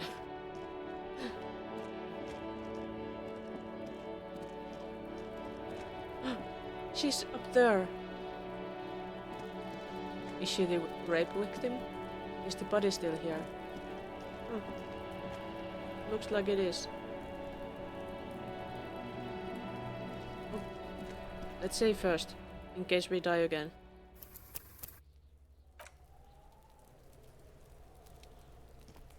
The rotting man lies on his side with his eyes looking straight through you. The belt is still around his neck. His body, the lieutenant adjusts his glasses and takes a deep breath. Tell me something, dead man. Shoot, Looney Rooney. No. Come back later, Corporal. Come on, officer. You know what a field autopsy is. What you do know is At 18.9 kilometers, the dormant shield volcano, Corpus Muindi, is the world's highest summit, and the failure of the 38 single, Epui Descent, to crack the top 20 was the death knell of disco. But what a field autopsy is, you have no idea. What use am I? You must have me confused with the Copperpedia. It's the You, Copperpedia. sir, you are the Copperpedia. You have another bag of gloves? Unfortunately, no. Maybe the gardening gloves are enough? They are better than nothing. Tell you what, I perform the anatomical side of things while you will take notes. Alright, yeah. That's right. Yeah, we got this. We're smart. The dead man stares in silence as you crack open Going the to ledger. be The bright red paper is covered in boxes above speedrunning those, this a bit and because 11 I did field this before. info form needs filling out first. It begins with, That's you. the corpse is in KK57. That's because he doesn't want to bring up the messy question. And HDB 1111. It's 10:15. It's understated. We answered 10:15. good. I think. Let's go with that. The lieutenant is quite surprised you managed. NA. Roughly 50. Try 40. He nods. Mondial. Fair to olive-skinned, from the Isola of Muindi. This is as vague, the pudgy mess of curdled meat. Fucky! Male. Pigs can have sex. Nor does he. We're still going with March 4th. 51. What else? 9. Body identified by is Okay. non-applicable. 10. It's so funny that Case he has number genitals, is the same as isn't the it? coroner's case. And like they had been playing with the body for a while, and they are still finding it funny. HDB 41 0803 They like 1015 listens, motionless, with the cargo belt still around his neck. Only one box remains. the kids they did they even go to sleep, or were they just hanging around here all night? Don't stare at the balls. None. At least not after the initial examination. What? Interfering with the body's position or... A silent nod. We should start the post-mortem. The corpse cannot feel Kim's hand on his chest. It no longer meaningfully. Clothes. See? Babrodine, yes. The disappointment. The boots are the boot has a tattoos. The upper torso. The assistant had the deceased has a well nourished. Body hair is light brown. Distribution is consistent with the age. The deceased had male pattern baldness. I think I did Hair is touch combed back. his hair. Short. His hair feels wet, soaked with rain, cold to touch. Not that different from a living person after a swim. The stench is suffocating. Strands of dark brown hair start sticking to your hand, like thread off a ragdoll's head. Did we keep petting him? I don't remember, but this time we are going to keep petting him. More hair sticks to your hand. Hair off the rain-soaked head of a dead man. There are bumps and dips on the skull below. An alien landscape. I think we did. There, dead man. You were someone's child. It's all over now. There, baby. The lieutenant watches you in silence. Let's write it That down. was some sick shit, Sekopa. Lividity is consistent with hanging, albeit faint, as noted. Fucking low velocity. You think talking shit about? In addition, there are bite marks on the face, ligature mark. The steel wiring. There's too much of it. Okay, We this need was to remove the belt so we can difficult get stuff. to the ligature mark. Hey, can we get the belt from around his neck?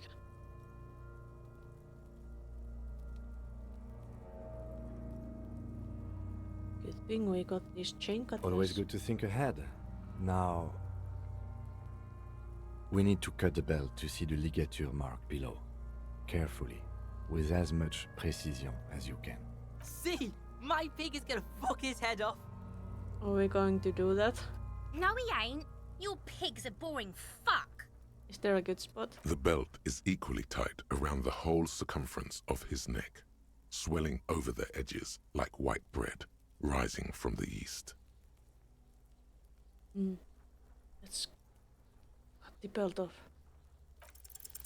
You jam the And cutters fail right again. under the knot. That seems like a smart idea. Yeah, somewhere there. Already they're buried deep in the man's flesh. Then you rotate them to get a better hold. Then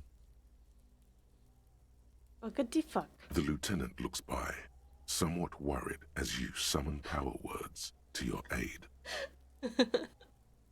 So that's how I swear. I didn't do that before. But let's repeat this. Was this how I lost some HP? No, I think I lost it later. Oh yes, it was when I looked into his mouth. Let's try to cut some. Yeah, fuck him! Fuck that faggoty! Corpse fucking time! Told you my pig was hardcore. I should have a go first. I think I have a strategy. Yes, do it. You can do it, Kim. I don't think I can do this. He sinks the cutters into the knot, preparing to perform the cuts, with his elbow to his knee for precision. Snap. The knot is slashed. Another cut and the belt falls apart like a flower bouquet, revealing the dead man's neck and the dark red ligature mark around it. I'm a very good team with Kim because Kim can cut things and I can shoot things. Here. He hands you the chain cutter's back and then kneels closer to the body, running his finger along the dark red groove until he comes to a gap. The rope rises to a point, leaving a gap in the ligature mark. The suspension point is in the back of the neck, on the nape. Hemorrhaging is observed on the skin, above and below the ligature mark. The mark is well pronounced, consistent with a drop from 1 or 1.5 meters. Chest is intact, normal contour. Abdomen is protuberant, pelvis intact, genitalia... This again. No! Let's get out and see! I fucking knew it! This is clearly what they've been waiting for, ever since the autopsy began. The lieutenant is trying to make it as boring as possible. Genitalia is male and unremarkable. No evidence of injury. Should we just go on?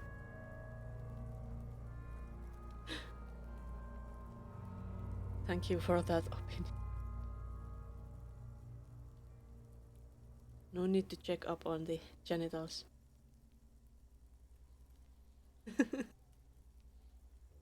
Okay, we are not going to stare at the balls. Back is symmetrical and intact. Upper and lower extremities are intact, but asymmetrical. There are combat injuries on the right hand, thigh, and hip. In addition, I see smaller, residual scars, too numerous to count, covering about 30% of his skin. From wounds sustained over 2, maybe more decades, dispersal and accumulation indicates long and active combat duty. We have a real museum here. Of battle. Last item. Hands. Let's pick up the hand. His flesh is cold, icy. Pleased to meet you. Where are you from and what's your name? I'm from... I'm only fucking with you. I know where you're from. From Cappadocia. And your name is Il Corbo. What can I do you for, Il Corbo de Cappadocia? Why are you hurting me? What did I do? But it's good to hold your hand. Did you like it when I stroked your hair? I did, Kobo. I did. Reminded me of when I was just a small boy. Before this happened to my face and my body. You did me a kindness there. Maybe I shouldn't have, knowing he's a rapist, sexual harasser, and otherwise very nasty person. We should do this more often. Be close like this, I mean. Hands are clean. No sign of injury from struggling. The lieutenant concludes. The dead man's fingers slip from your hand, cold and sausage-like. Were we expecting any? I was. Maybe I'm just not seeing them. Honestly, this stench is making it hard for me to think at the moment. Let's write it down. Ooh. That's all for the external. Well done. What next? Okay, let's not die this time. Nothing? What was it? Central nervous system. I have nothing. Do you have anything on this man's central nervous system? Of course, there is a moral to be drawn from it. A moral to this story. If I may add the moral of this story. What would that be? The dead man looks, too, with barely contained excitement to hear the moral of his story. The brain is very vulnerable to compromises in its blood supply. I think that may well be the moral of every story, officer. The lieutenant grins. Good. Musculoskeletal. Purge fluid is coming from the mouth. Not injury related. Eyes and tongue protuberant. Hyoid bone. Let's see. With his eyes almost closed, the lieutenant puts his hand on the dead man's throat and begins to massage it, gently. A rotting smell erupts from the mouth. Purge fluid runs down his lips, black and viscous. Yeah, jack that fucker off! The hyoid bone is fractured. The rest of the musculoskeletal system is intact. Unremarkable. Respiratory system. Back hunched, as if in prayer, he begins to pry open the dead man's jaws. He stops to exert more force. Both hands are used. Oral cavity shows no lesions. The victim has received dental implants, possibly after a combat wound. Mouth swollen. Hemorrhaging present in mucosa of the lips and mouth. This is what killed us last time, so... Maybe we are not going to look into his mouth. We are too weak for this. Let's just write it down. Hepatobiliary. NA.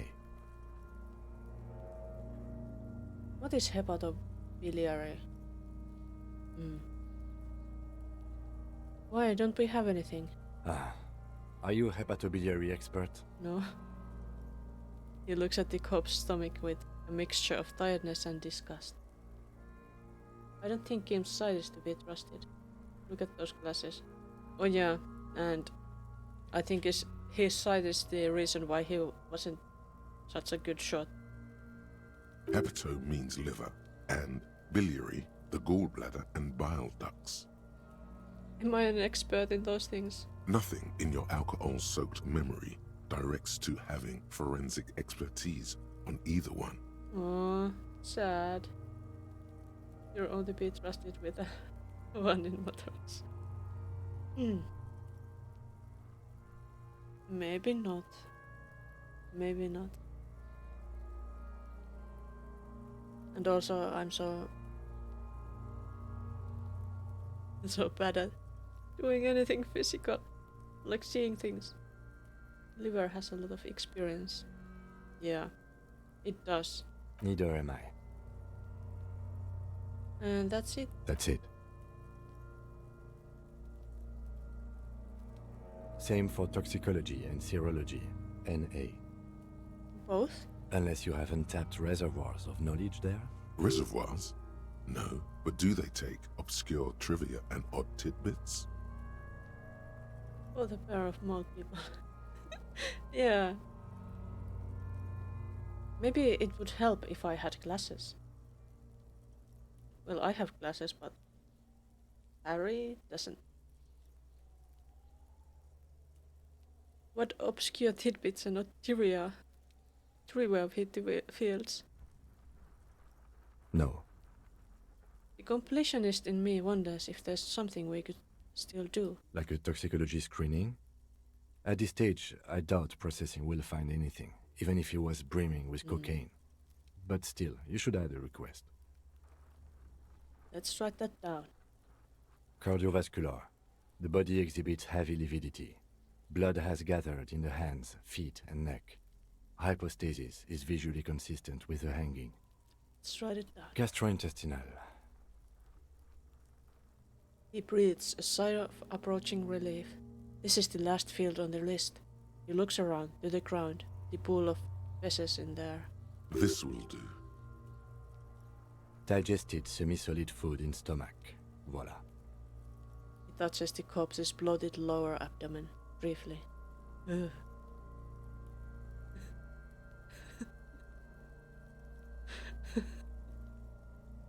I'm going to keep the voila. What's next on the list? 3. Description of injuries. Summary. Let's see. We have bite marks, contusions on the head and chest, and a ligature mark encircling the neck. You'll need 3 fields. Leave a 4th one too. What about the injuries we have inflicted? Oh, so we inflicted them? Okay, I have inflicted. Okay, so there's an incision on the thorax from a chain cutter. I wouldn't mention it. Better not to muddy the waters. Hmm.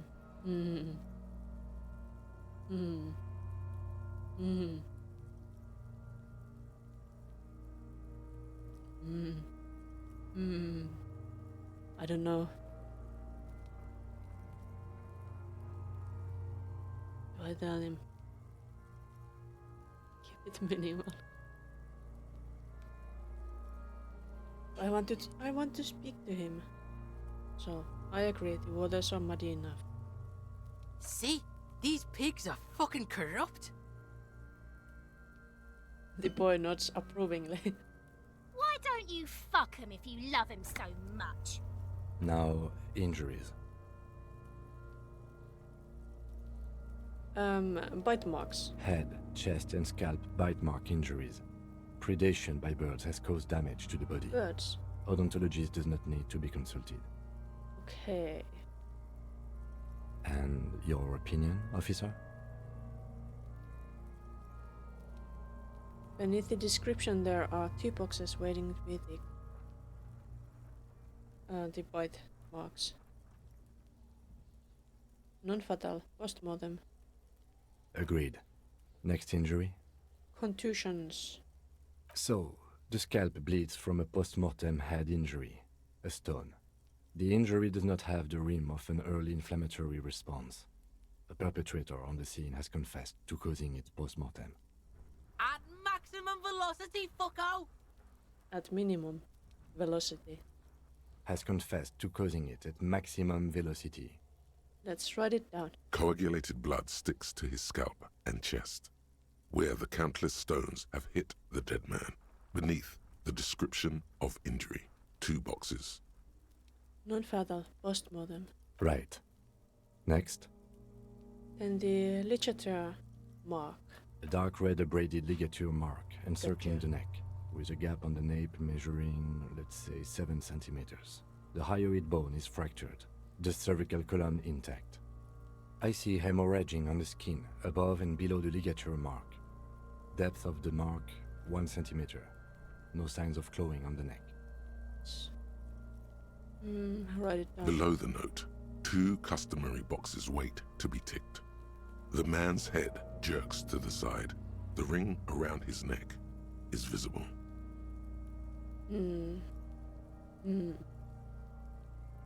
So that's how he died.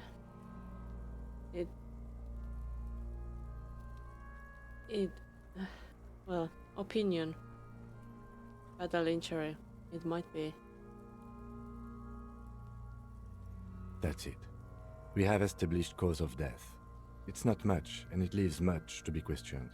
But it's a start.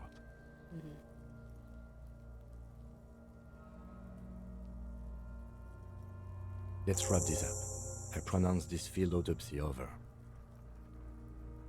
He produces a small black plastic roll from his jacket. A body bag. First, how did it go? Well, we established probable cause of death. Some would say that's the goal of an autopsy. We also requested a toxicological screening. That was thorough. The results should arrive in a couple of weeks, if we are lucky. I will not hold my breath. What else? We were thorough with the list of injuries too. We described them all in detail. What is there to say? Given the circumstances, it was a professional field autopsy. And what now? I need a copy of that autopsy form. Then I will drive him to Faubourg. Let's rip out a copy of the autopsy pages. For processing. He looks at the dead man one more time. Then at the slip of red paper in his hand. Then at the corpse again. He's thinking, did I miss something? I'm sure we didn't get everything. There's always something. Did you miss something? I don't know. There's a chance to give me or make me lose some perception. I'm going to try this anyway. Established probable cause. I shouldn't have done that, apparently. But well, or we could just back him. Let's try this. It's very low. You run your hands over the victim's cold body, his limbs, his torso with its swollen organs. Maybe you should be more thorough. Let's look under his fingernails like Kim already did. His fingernails have turned dark. They're chipped and quite long. There is dirt under them. That's all. Do you think we missed something? You can't shake the feeling that there are more secrets concealed in the flesh before you. I can't shake the feeling.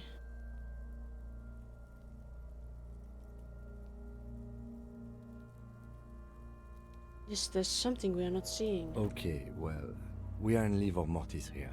He is disintegrating.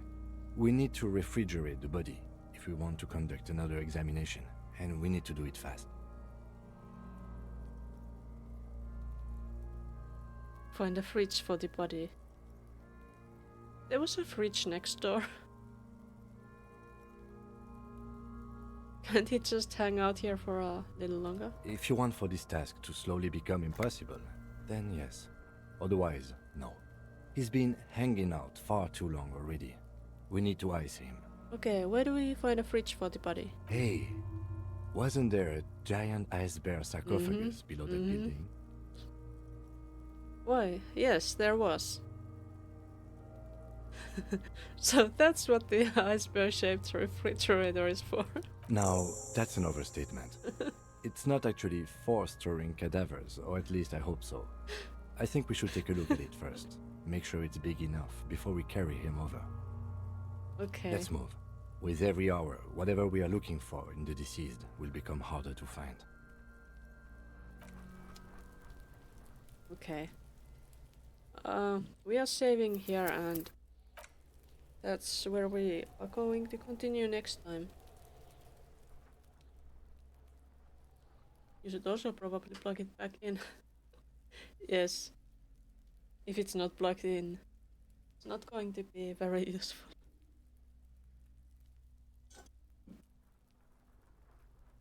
But no, it's time to end this stream.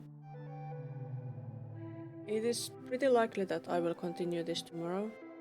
If not, the next stream will be on Thursday and it's going to be Pokemon. Do we have anybody we know online to raid?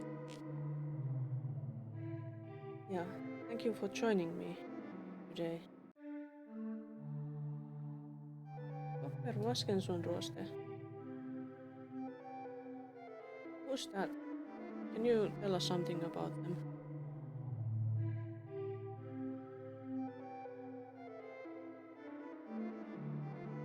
Copper.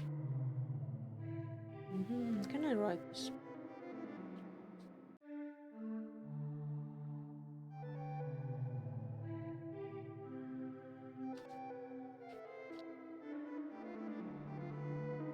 Waskenruoste.